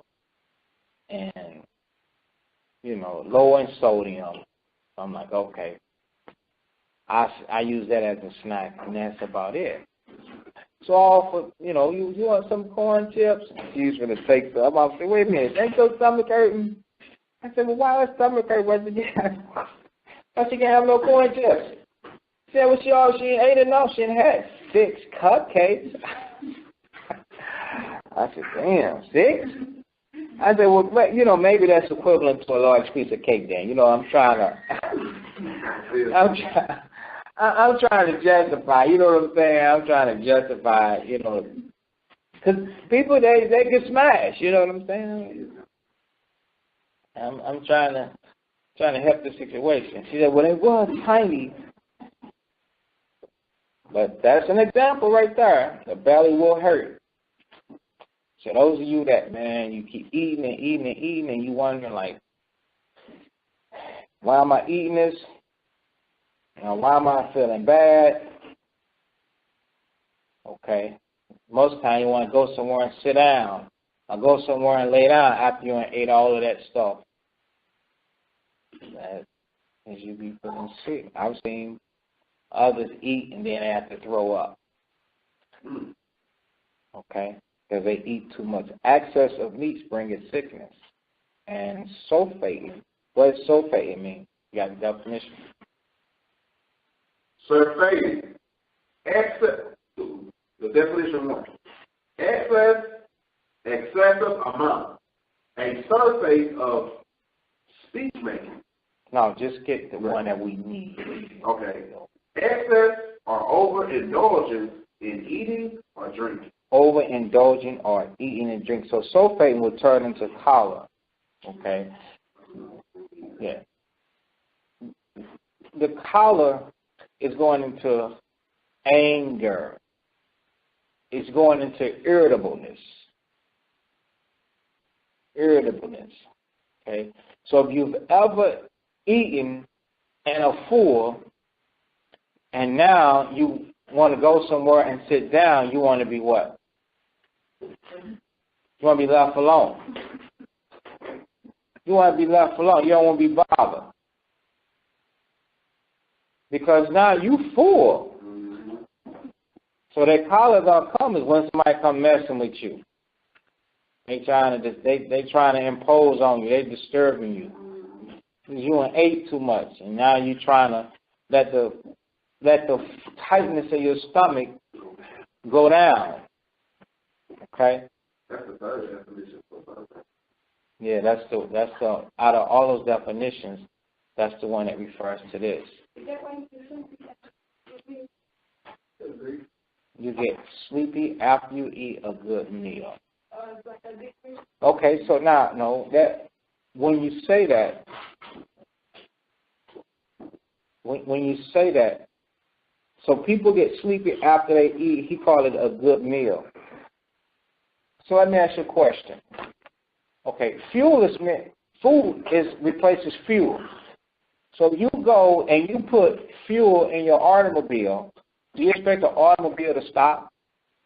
Is that why when I got a fill up, my car stopped? That's like what you're saying. When you eat, your food's supposed to fuel for energy. If your food is not energizing you, then you're eating the wrong foods. You understand? You're eating the wrong foods. The example I gave you was a good example. You're supposed to use food for energy. Your food is not supposed to put you to sleep. Okay? Well, every day, what I've noticed that after I finish eating, I'm never stuck. And I eat a nice-sized portion. A nice-sized portion of green food. Hot, green food.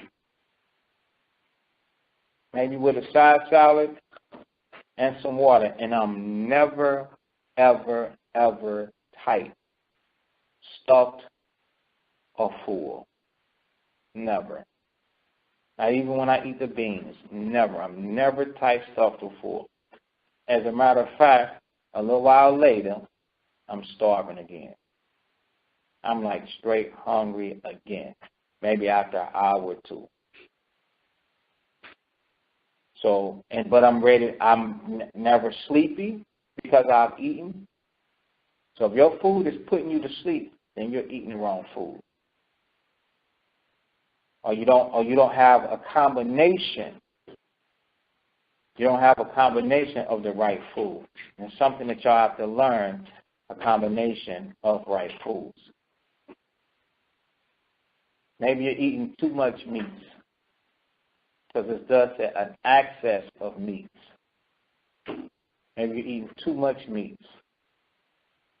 Meat is only one group. You should have fruits and vegetables too. You should have something green on your plate. You should have colors on your plate, not just brown and white. Brown is the meat. What's white? The rice or the potato. Not just brown and white. You need colors. Green, red, and orange. You need colors. You need herbs and peppers to help fuel your body. And a reasonable portion, of meat.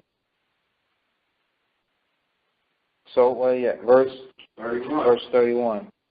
By surfeiting have many perished. Right, by surfeiting, meaning overeating. And listen to this. By overeating.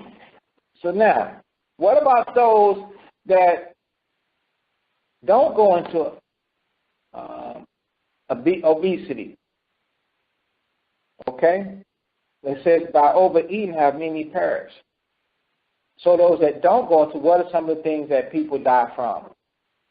And it's food related. Not food poisoning. No, not so much as eating too much, but food related deaths. Okay, allergies to food. What else?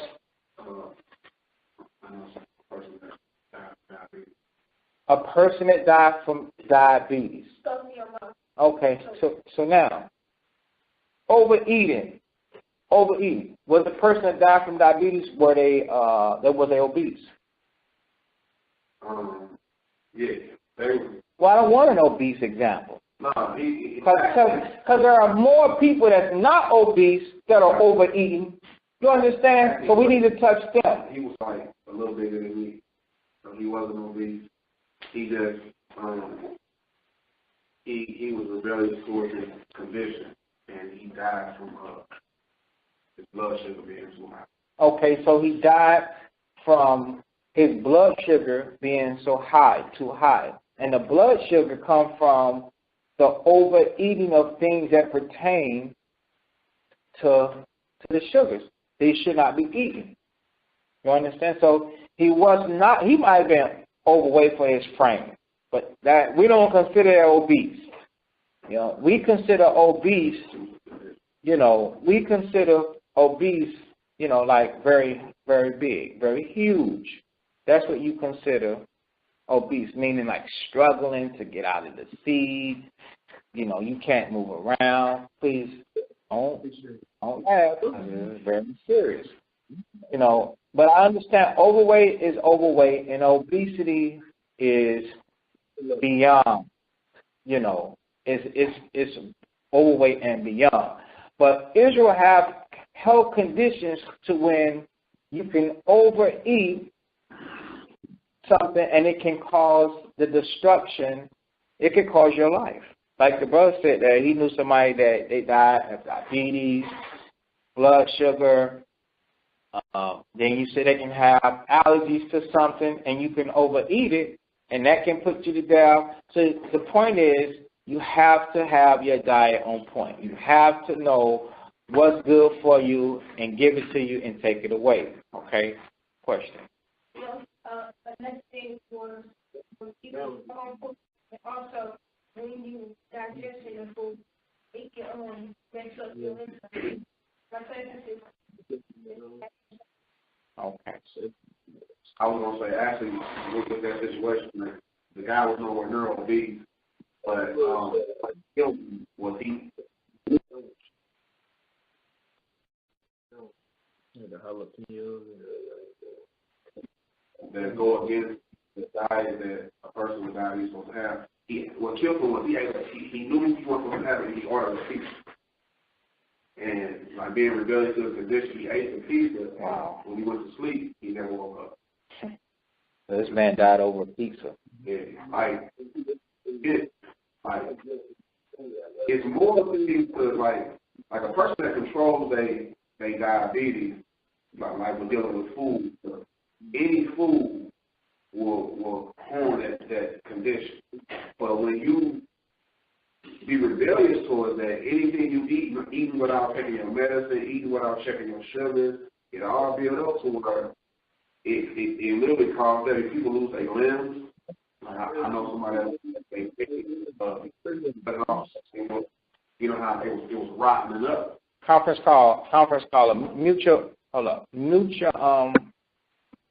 call. All right. So to sum it up, what the brother is saying is that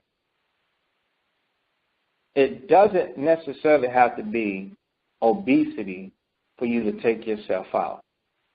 Okay. The topic is dieting and not destroying the temple of the Most High, because we've been learning how to spiritually not to corrupt ourselves, but also physically.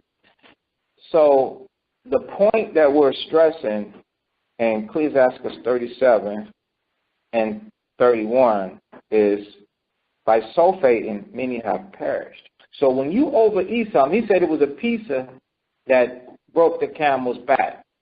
So this person had been eating and brought his sugar levels up high. And he was sick, but he still wanted to eat. So he ordered him pizza. Let's just say from Imo's, Domino's. He ordered him a pizza, a pie. And he said, well, most people think that when they're sick, that food is what the answer. Let me get me something to eat. Maybe if I just eat, I'll feel better. Well, he's adding insult to injury.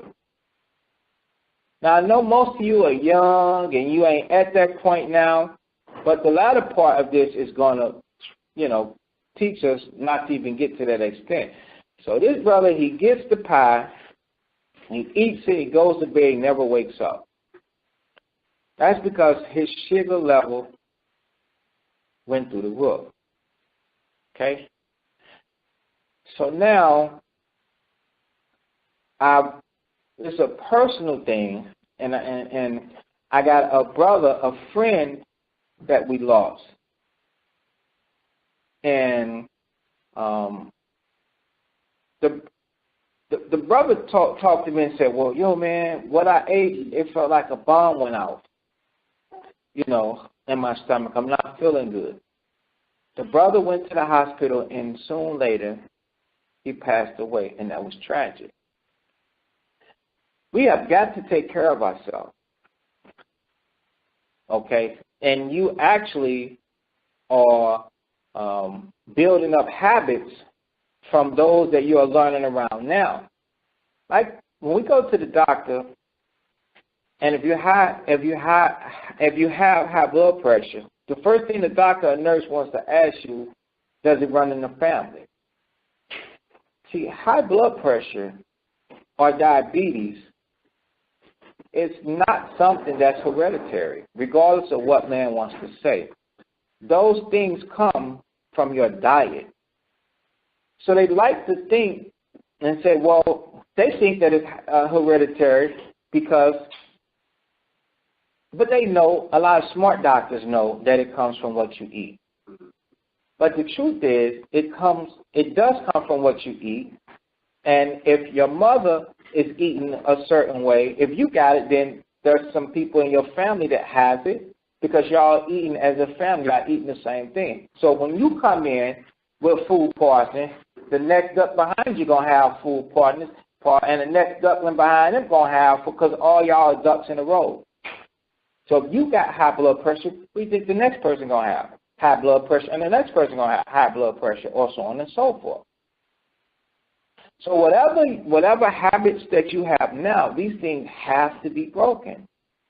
They have to be broken to the point to where you get yourselves in a right type of, proper type of life, full of diet and exercise, so that you can take care of this flesh that the Most High gave to you, and in doing so, you're going to be able to have a better life. Because it's a bitter life to have a continual sickness. Death is better than it, is what the scriptures say. Read the next part, the last part.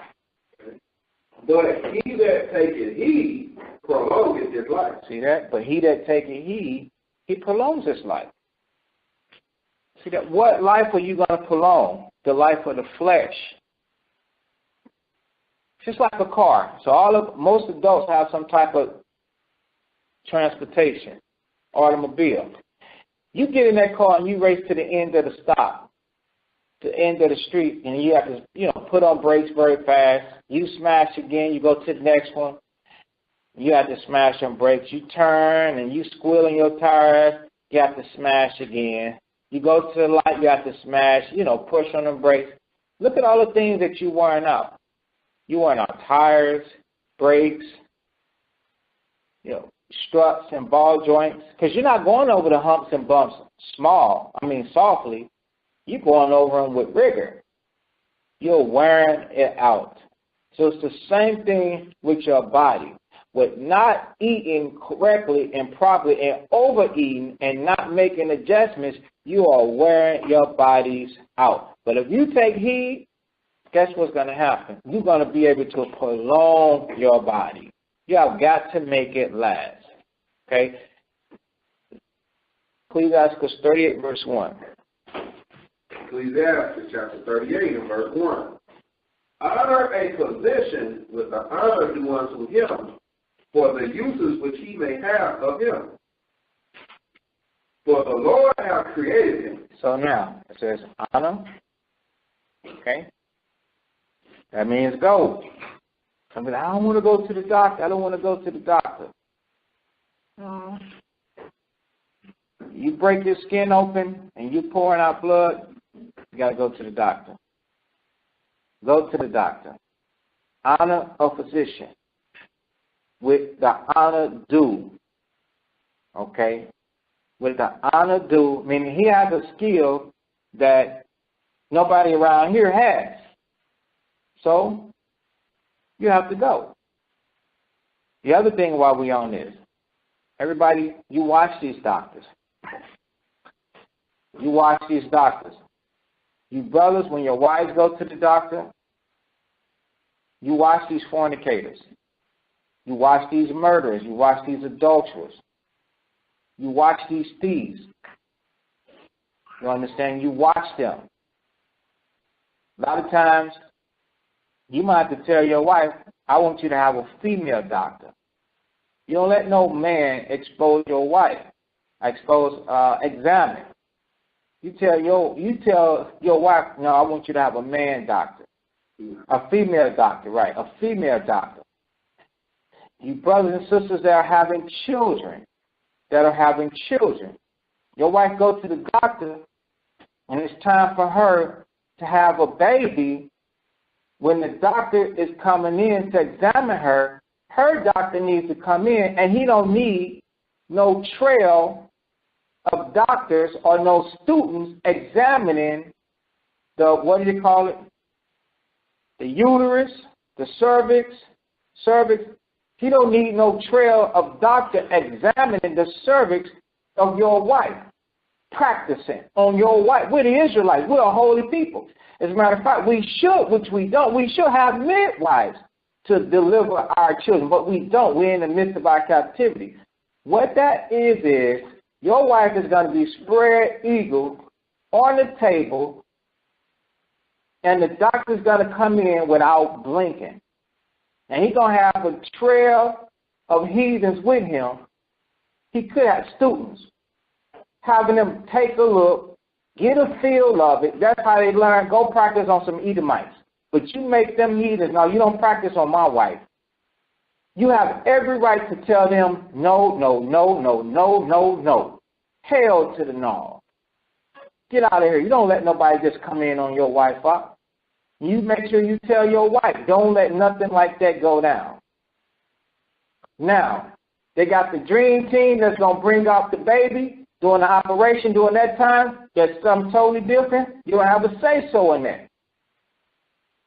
But during examination,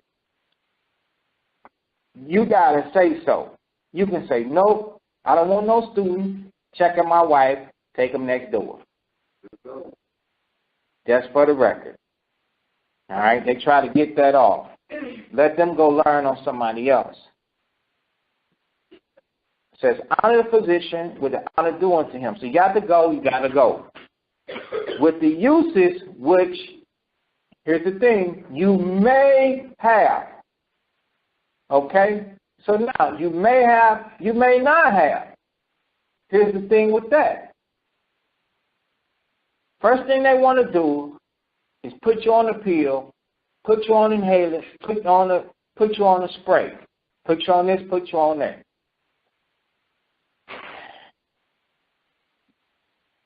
We got to get smarter. If we change the things that we are consuming, then your breakdown of your organs and your health and benefits and all of that, that breakdown is going to begin to stop. It's going to take a turn for the better. You only keep running into the doctor because he's only trying to fix the things that he's breaking through his diet. Okay? So you might have need of them. You might not have need of them. You have to learn what foods do this. Like, I'll give you an example. And we're going to get into that as we move on. Years ago, I used to think what you call the common cold. Now, Israel got fancy respiratory infection, talking about a cold. So I would go out and spend $50 and buy Theraflu, daytime, nighttime pills, daytime, nighttime cough medicine, and used to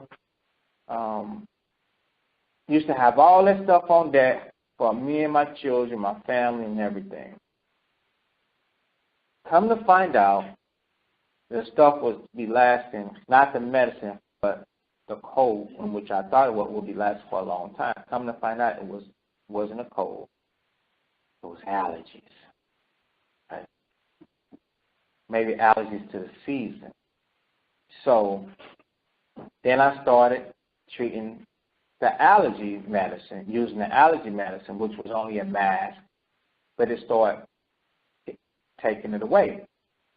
I started going from the Zyrtex to the Walzer, depending on where you're at, that's the name of the drugstore, like Walgreens or something like that. But then I got away from that, and then I got into the herbs. When I started drinking the herbs faithfully,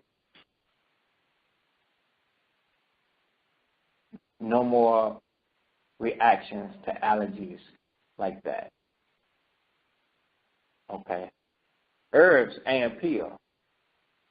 The only time I might take a pill would be like Tylenol or something like that. That's if, I want relief like right now. I got this headache for some reason.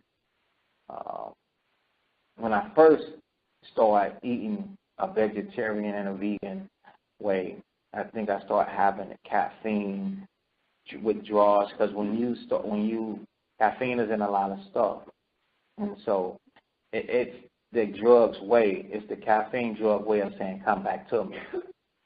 So you get a little headache and stuff like that. And then you go and you drink it, and then your headache go away or whatever. But I stopped that. So I start drinking the herbs and stuff like that, and the pain, will go away because drinking the herbs. So there are some needs for this man, things that's way beyond you. You wounded, broken legs, cuts, you might have some type of viruses, infections, I don't know, whatever. But pick and choose your battles. Don't be so quick to just take this man's pills. Okay, because they're organized drug cartel. And they drugs, they will be out of business if they healed you of these things. They only gonna suppress it for a while. Okay. They've been ruling for centuries. That's hundreds of years. So they know what they're doing. They sit up and administer. That's how much they know how much to give you. And they know how long this stuff last until it starts growing back into your bloodstream, which is never really out. So the use of the herbs is supposed to take the impurities out of our blood and not just make them send them in remission and make them flee and run and go dormant. That's why some people, you've heard people say that they had cancer, and then the cancers, then they come back, and so on and so forth. It went in remission, but then it come back. Well, what we're trying to do is get into a life and add a better way of eating and the consumption of herbs into our life, to where we not only send certain diseases that we have into remission, whether it's diabetes and allergies and cancers, but also send them into send them to death by healing. Okay. So, but the Most High, He did create the physician. Verse 2. For of the Most High cometh healing. Right, for the Most High cometh the healing. Okay. So it's up to the Most High if you're going to truly be healed. But you do want to start with some of the things that we're talking about. Watching what you consume, as well as keeping the commandments first and foremost.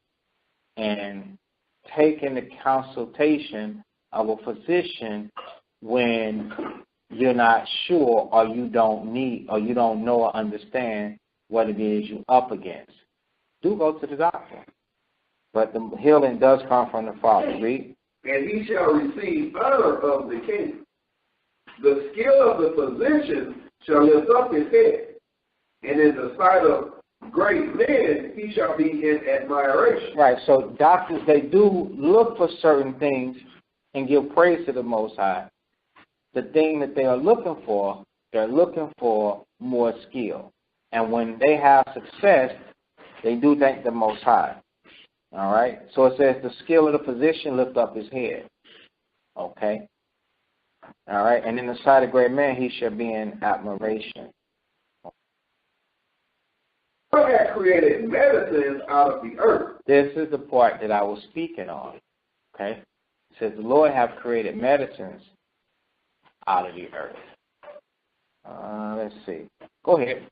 And he that is wise will not abhor them. And he that is wise will not abhor them. Let me get something very quickly. Where's my bag at?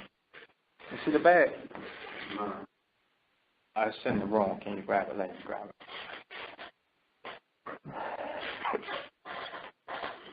So I'll give you an example of some of the herbs.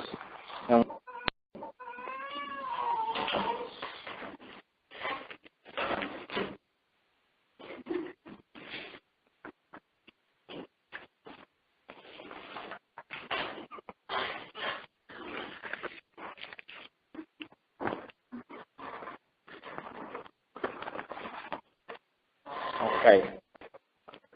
So there's one herb, and I take this herb personally, I do. It's called Lapatro. And it's a bark. It comes in a bark, and it comes in a shaving. Okay, maybe a bark or the tree shaving.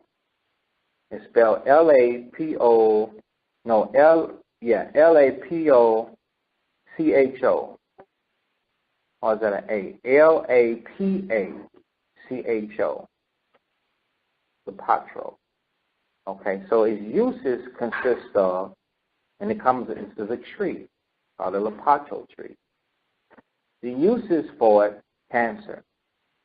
Okay, so people have had cancer killed by taking this, arthritis. Okay, now, with that being said, with the arthritis thing, I've got a knee that I twisted some years ago. It was painful and it was painful and everything. So I went to the doctor, and the doctor was trying to say, well, we don't see anything. It might just be arthritis. I didn't see any problems. I can walk, run, jump, stoop, and everything. But I'm like, but this thing hurts, you know. Says, hey, it might be arthritis. I'm like, no, it's not arthritis. It's a ligament or something that's poor. So I had a brother and his wife ended up buying me a knee brace because I was working out with the brother, and he saw that I was in pain. So I wore it for a while, and then the personal trainer said, well, hey, I see you with that knee brace, man, you don't need no knee brace, man. I'm going to help you out, work you out. So, all right, so he showed me some exercises. Fast forward, none of that worked. So I started taking the herb, and all of a sudden, now I don't wear the brace at all. So it helps. It does help with pain. Okay. So diabetes, bowel movements, bowel problems. So those people that are not regular, actually, you should be going to the restroom daily, probably twice daily, twice or more daily. You should be going to the restroom. That's showing you that you are passing the food that you consume. If you're not going to the restroom daily, then you have a bowel problem. Bladder infections, it helps with bladder infections, asthma. That's right. It helps with asthma. So if you have asthma and you drink this Lapatro, there are results to where this should help out with your asthma. But just drinking it once or twice, it's not talking about that. It's something that has to be a regimen. Maybe you can replace this tea and you boil it. You understand? You boil the bark and store it in just like tea. I just drink it, make a gallon of it, and I just drink it. I stopped drinking soda and juice and all that other stuff. Energy drinks, that's all that's madness. I pray the Most High, y'all by some of y'all stop my shot. I never drink that again. That is garbage. That's something. But I'm not speaking evil. I'm saying as for me, it's just a waste. I would rather drink the herbs because the herbs, I'm not 17, 18 years old. The herbs is something that's going to help me. It's going to help my body. High fructose corn syrup, that ain't going to help me. What's that going to do for me? That's going to hurt my body. Right. Bladder infections, asthma, a laxative effect. The laxative effect is the act of when how you have to use, adults really, experience it. You have to go to, now pay attention, stay with me. You have to go to the bathroom, but you really can't go. This won't give you diarrhea. It will make you go to the bathroom. You just go to the bathroom. You will go normal. And not only will you go normal, but you will actually fully go. Opposed to you go to the bathroom and you're trying to go, you go a little bit, and then you can't go anymore, and you're like, okay, well, I have to stop, but I really would like to complete this session. This will help you complete your session. You know what I'm saying? It's a laxative effect. It says a natural antibody. So now you know that the antibiotics that they give you for body infections body infections, that they supposed to do what after a certain time, after taking them so long? Just quote one, huh? What are they supposed to do after you take them so long? Stop working. Everybody understand that? So they tell you to watch the antibiotics, right? Because if you take them and your immune system get used to it, then it will stop working. But this thing is a natural antibiotic. It says anti-aging effect. Okay? Anti-aging effect. So what do we tell about, what changes our appearance, maybe your hair, your facial, things like that. Okay? Anti-aging effect. It boosts the immune system, increases blood and bone marrow health, reduces the symptoms of flu, colds, useful for treating chronic conditions such as lupus, psoriasis, Parkinson's disease, HIV symptoms, reduces pain, inflammation. Yeah. So that's the Lepatro. That herb right there is supposed to do all of those things. Okay. Here's another herb. It's called Damiana. Okay. It says headaches, which that's what I said earlier. If I had a headache, I drink the herb. Headache, bedwetting, weight loss. Okay? So, like if there's children that are bedwetters, you put them on the Damiana, then maybe that'll help. It says sexual problems, maybe that's for the male, vaginal dryness, okay, depression, nervous upset stomach. So those who might have belly aches,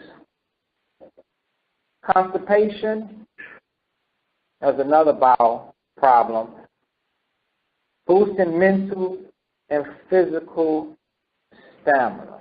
This is what caught my attention when I got this herb. I take this herb. Okay, for the boosting of mental and physical stamina. The word of the Most High, the scriptures say, be quick. The word of the Most High is quick. So then being, working, contracting, and construction all day, and then I've got, I'll leave that out. I've been mentioning some tenants. I think they have a home insurance.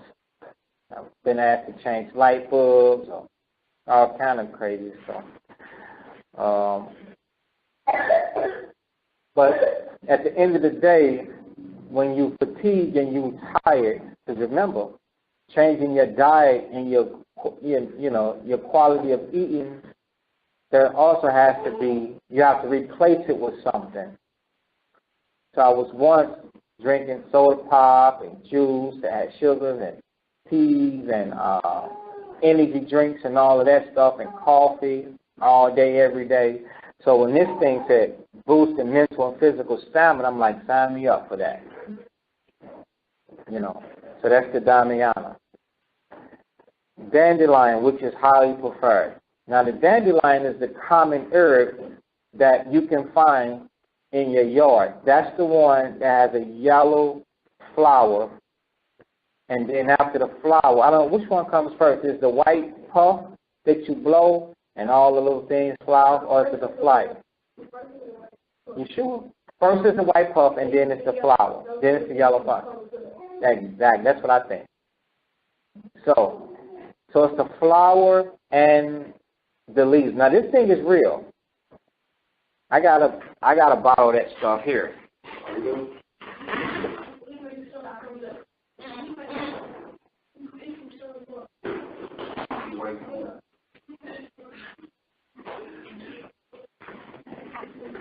So what I do so that I could have them, I could take them both at the same time, is I mix the dandelion and the Damiana together. So that's the dandelion there. Okay. Because it's a tea. No, ain't nothing in there. As a matter of fact, I drink it in the raw. I don't even put lemon in.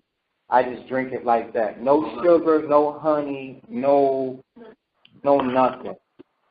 How do you spell it? Just straight raw. Because I cut my sugars down. So I don't even drink the honey. Matter of fact, sometimes I just drink it straight out the jug and just sit it down and go so I have it. Okay. But let me tell you about conference call, mute your call, please. Let me tell you about the dandelion. Oh. Now I had somebody talk to me about tonsils. The dandelion is good for inflammation of the tonsils. So, dandelion. So all of you that have tonsil problems and drink the dandelion, it's supposed to be good for that. Now my advice is you don't have to. I mean, I'm drinking it like I'm Ezra in the forest. Now, you know, Ezra, Uriah told him to go and sit in the field. He picked the flowers and just ate them. You read 2nd Ezra, 9th chapter, the 10th chapter. I mean, he just in the straight forest, man. You know, he just ate it raw like that. So I just drink it like that. But when you make these as teas, you know, you can warm them up and then you can tame the wild taste, because it's wild to me, but I'm fine. With lemon, with honey, with cinnamon, you know, with cinnamon.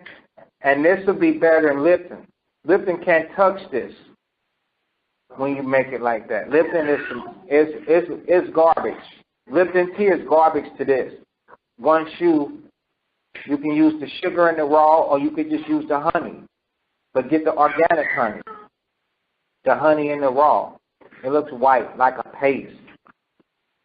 You know, and mix it. But it's good for preventing urinary tract infections. Is that something that sisters get? The dandelion helps that. Males get it too? Okay. But see, the thing is most people, once they jack up, then they look for this thing to do an overnight miracle.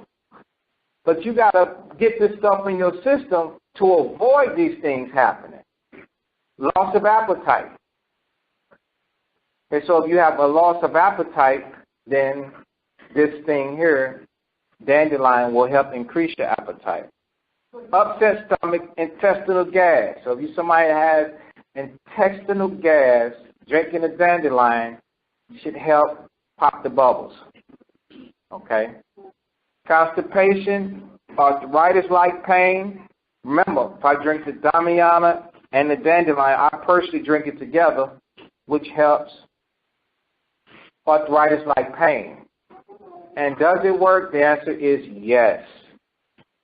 Gallstones, joint pain, muscle aches. So those of you hard-working Hebrews, get with the program. It works. Asthma. Those of you that might have asthma, if anybody might have asthma, eczema. The dandelion. And to be perfectly honest with you, I picked it right out of the yard. My son came and got a batch. Said, Dad, look what I found. He dug up about 2 handfuls of it, brought a bushel. I said, this will work. It's the same stuff that we buy at the store. out of the herb shop. You wash it with water.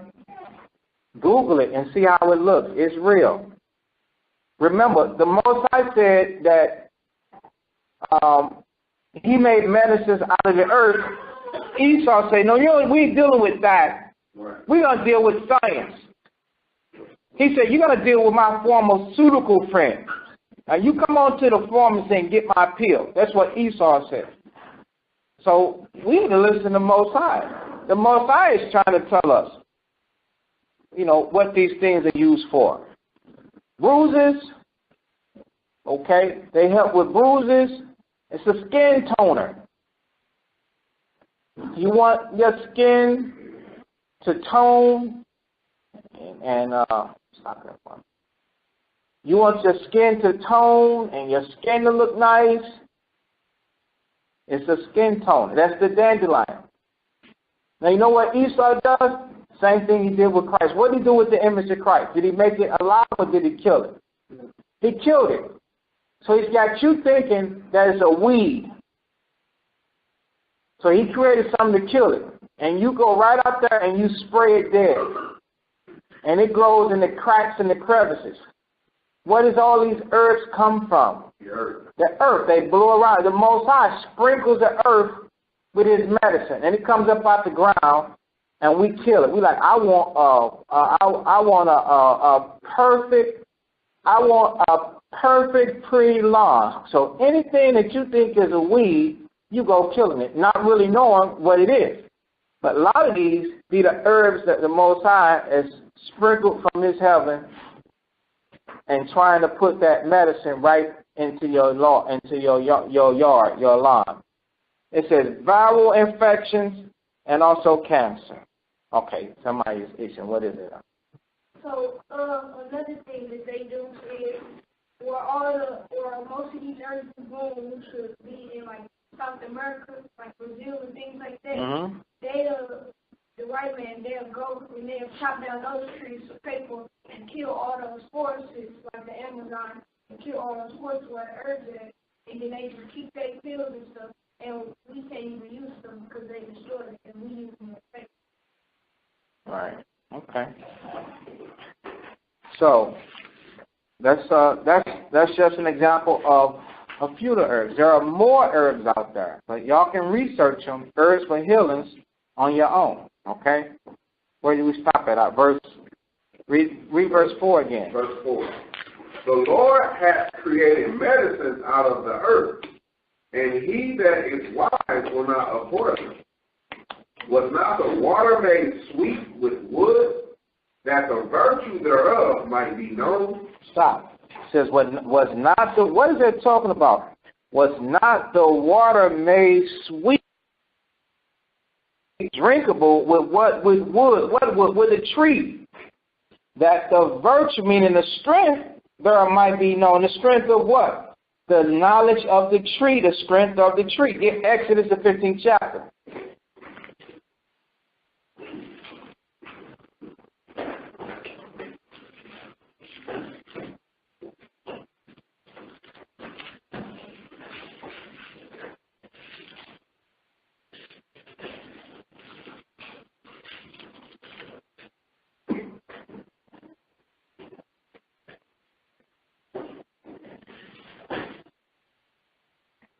Exodus 15, and start at verse 22. Exodus chapter 15, and verse 22. So Moses brought Israel from the Red Sea, and they went out into the wilderness of Shur. And they went 3 days in the wilderness, and found no water. And when they came to Marah, they did not drink of the waters of Marah, for they were bitter. Therefore the name of it was called Marah. And the people murmured against Moses, what shall we drink? And he cried unto the Lord, and the Lord showed him a tree. Right, so they come to this water, Marah, and it was bitter. They couldn't drink. They said, man, this stuff is nasty. We can't drink this. So the people, they start murmuring against Moses, thinking, man, he brought us the wrong way. We got nothing to drink. What we going to do? So then Moses cried to the Lord. Go ahead.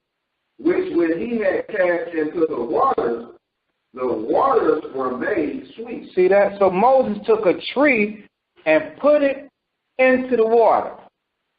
They chopped it down and got it over into the water and totally changed the taste of the water. We call that today tea. Totally changed it. So when I tell you about this Lapatro tree bark tree, hey, y'all check it out. Okay? Most I tell you, he made medicines out of the earth. Your medicines that's going to heal you are growing from the ground. Okay? Is that it? Oh, no. There he made for them a statute and an order, and there he proved them. Okay, no, that's it.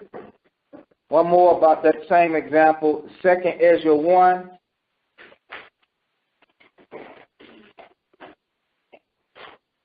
Second Ezra 1:22. 2 Ezra chapter 1 and verse 22. Thus saith the Almighty Lord, when ye were in the wilderness, in the river of the Amorites, being athirst and blaspheming my name.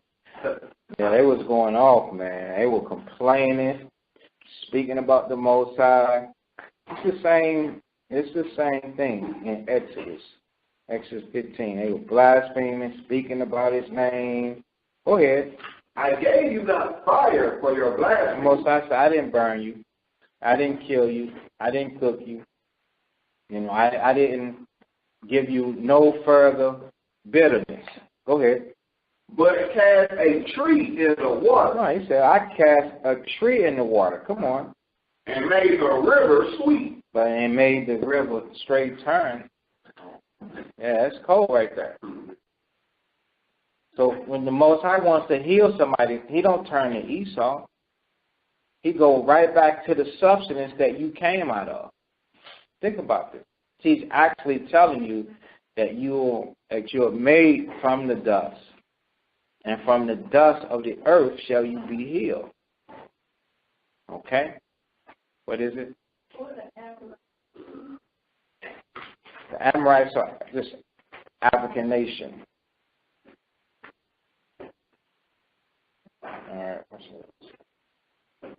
All right. So let's go back. Make sure we finish. We almost, y'all. Back in Ecclesiastes, 38. Ecclesiastes 38 and verse 6. And he had given men skill, that he might be honored in his marvelous works. With such doeth he heal men, and taketh away their pain. So why does the Most High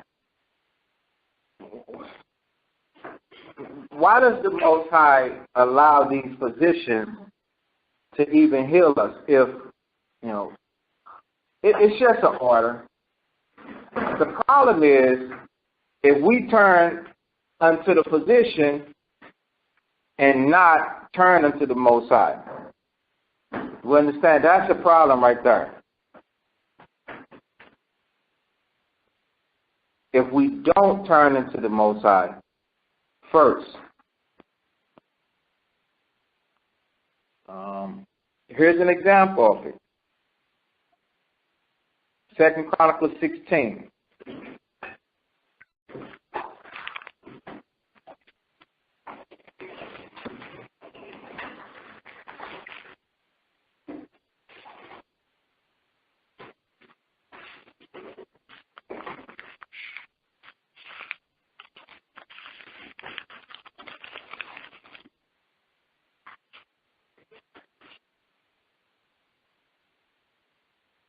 Second Chronicles 16 and 12. A lot of Israelites do this. And they be wrong. 2 Chronicles, chapter 16 and verse 12. And Asa, in the 39th year of his reign, was diseased in his feet. All right, so here's a king, started off right, but then he started being wicked. Okay? He started being wicked, went into idolatry, vexed the Most High, and the Most High gave him a disease in his feet. Come on.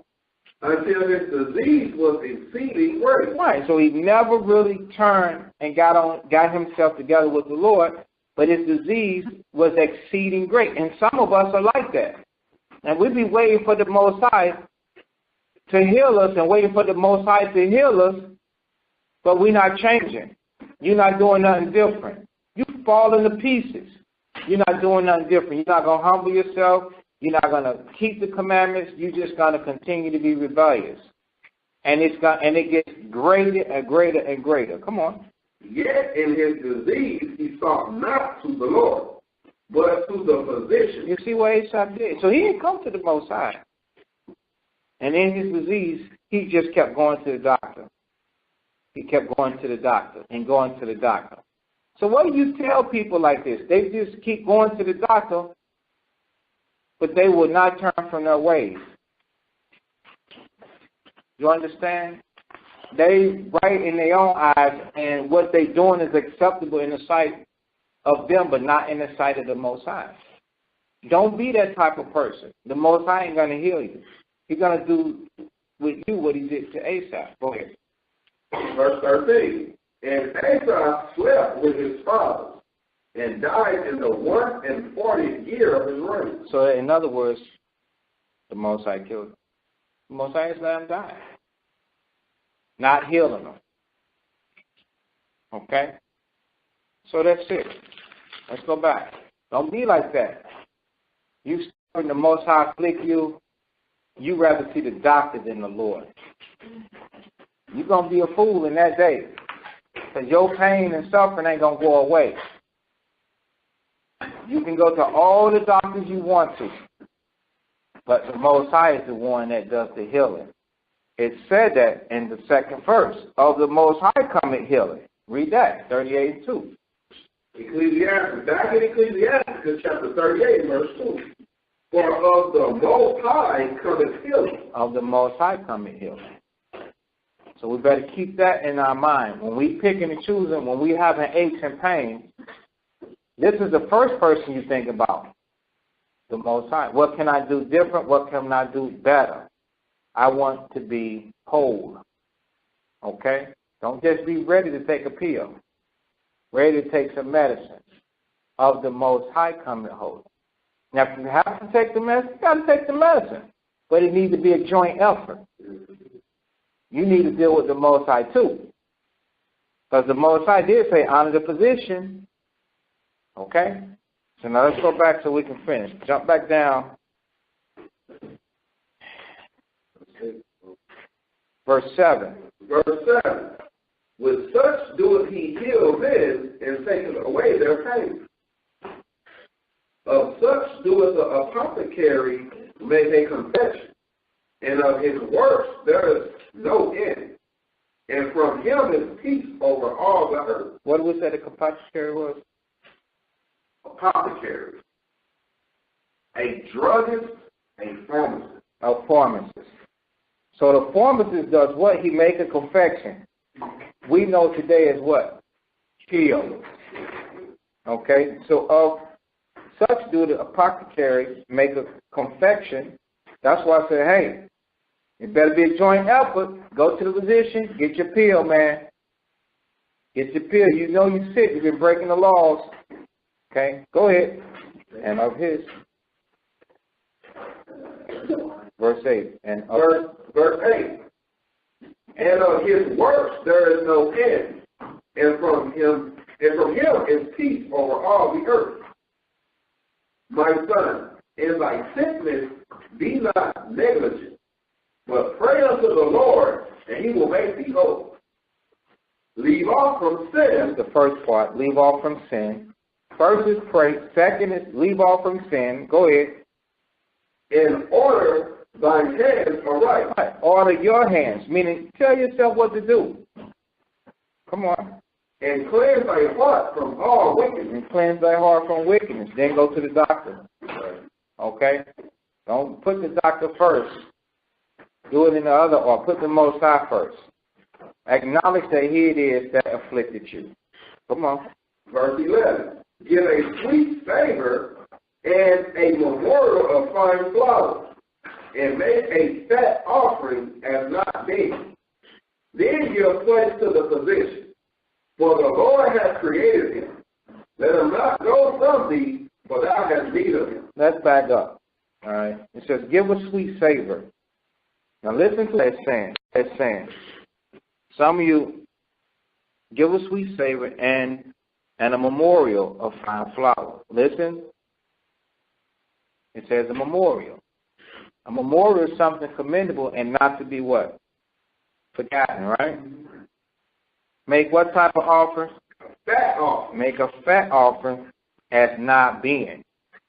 Meaning, this ain't like you. So the offering that you're going to bring forth, you bringing forth an offering that you ain't ever brought forth before. Most High afflicting because you doing something, you did something wrong. So now the offering that you got to bring forth, man, this is going to bring forth something that you're going to show, you want to show the Most High that you some type of change. The precept says like as a dead man. So now, so that we can understand, a dead man, don't we know that he would give anything to be what? Alive. To be alive. As a matter of fact, a dead man would give what? Everything to be alive, right? So now, when you're sick and you want to be whole, what do you think you should be given to be alive? What type? Your offering should be what? Right.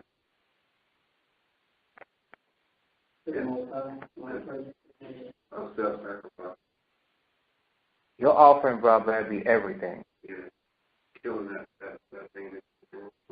And see, a lot of us, we're not willing to give up everything. We be asking for forgiveness, but we like, but, and we be holding on. The Most High like, I'm going to kill you. You're going to die in that sin. And therefore, while your sin remains, your pain also remains. And we still reasoning. You're still reasoning with fools. I'm going to hold on to this. I gave you an example, the dead man. The dead man wants to do what? He wants to give what to be back alive? He wants to give up everything now. So if you're alive, why can't you see that now? You need to give up everything so that you can remain alive. Don't you see that what you're doing is straight got you jacked up? Give up everything then, dude.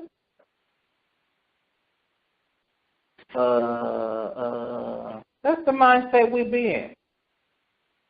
Come on, man. You can't be like that. You got to give it up. The Most High is requiring it of you. Why are we so stuck to simplicity? Most High said, man, in the simple of simplicity. Check that. Okay? I'm going to hold on to a little bit. Okay. So, verse 12, it says, then give place to the physician, for the Lord hath created him. Let him not go from me, for thou hast need of him. What is he going to do? You should monitor your health. He's going to constantly advise you, because remember, you've been somebody that ain't really been listening. So you're going to build a rapport. He's going to go back and he's going to tell you if you've increased, if you decreased, if you're getting better, if you this, if you that, because he has his ways.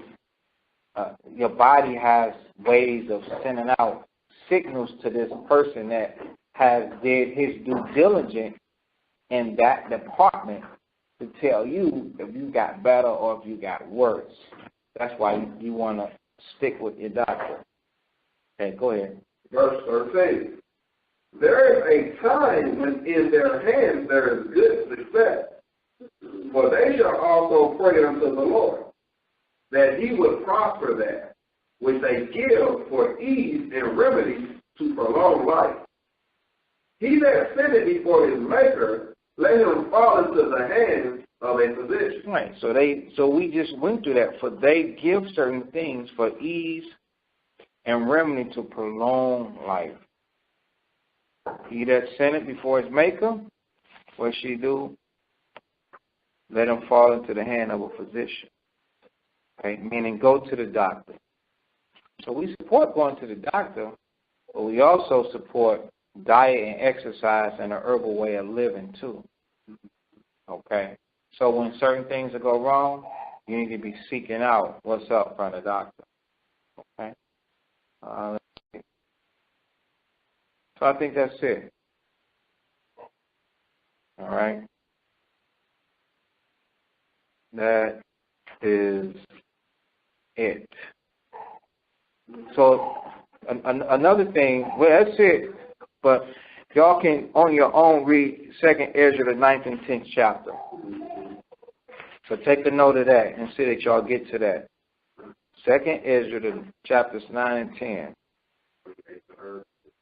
Yeah, where he ate the herb. You know, and Uriah told him not to eat the meat.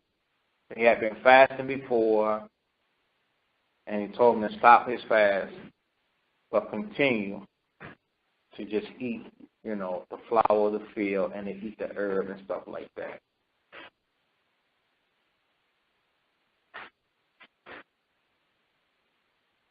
All right, so that's it. All right, so anybody on conference got anything to add to this?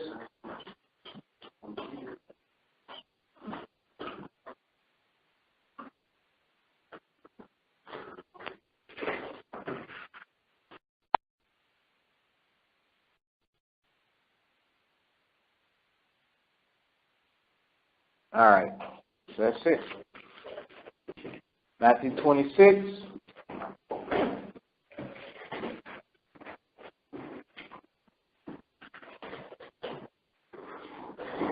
Matthew 26 and 6.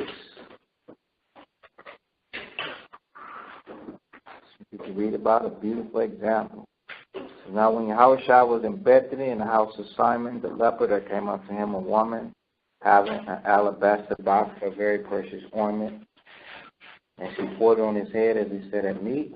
But when his disciples saw it, they had indignation, saying, to what purpose is this waste? For this ointment might have been sold for much and given to the poor. When Yahushua understood it, he said unto them, why trouble ye the woman? For she hath wrought a good work upon me. For ye have the poor always with you, but me ye have not always. For in that she hath poured this ointment on my body, she did it for my burial. Verily I say unto you, whatsoever is gospel shall be preached in the whole world, thou shalt also this that this woman have done be told for memorial of her. So all praises to the Most High for giving her the spirit to come forth and show Yahushua, Mashiach, the comfort for his burial,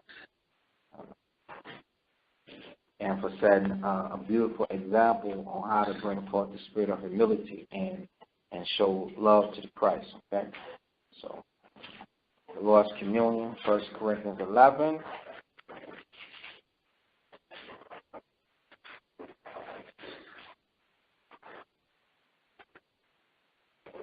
And verse 23.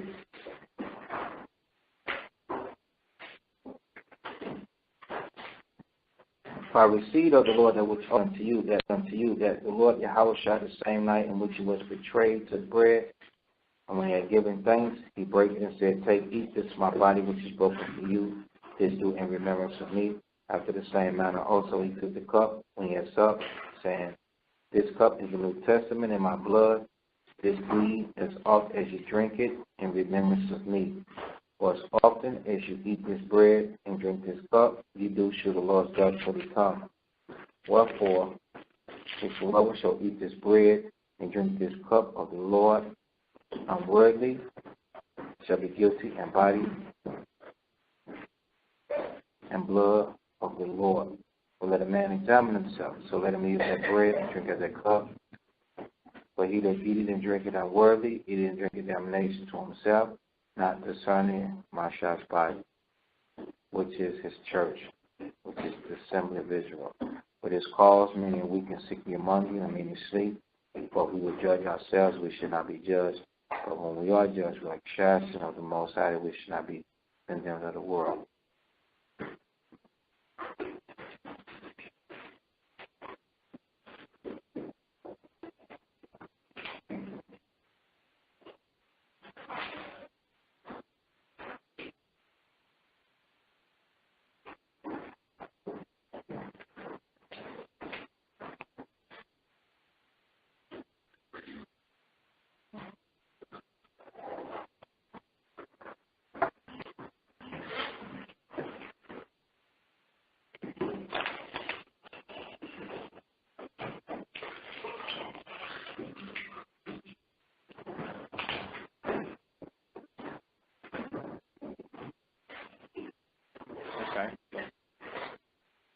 In the name of Christ, thank you for the food and drink, amen.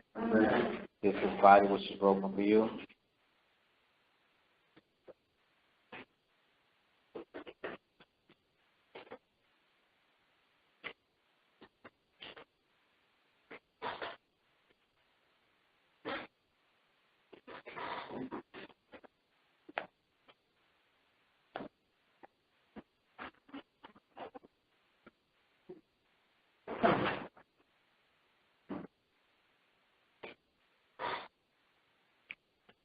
This is blood.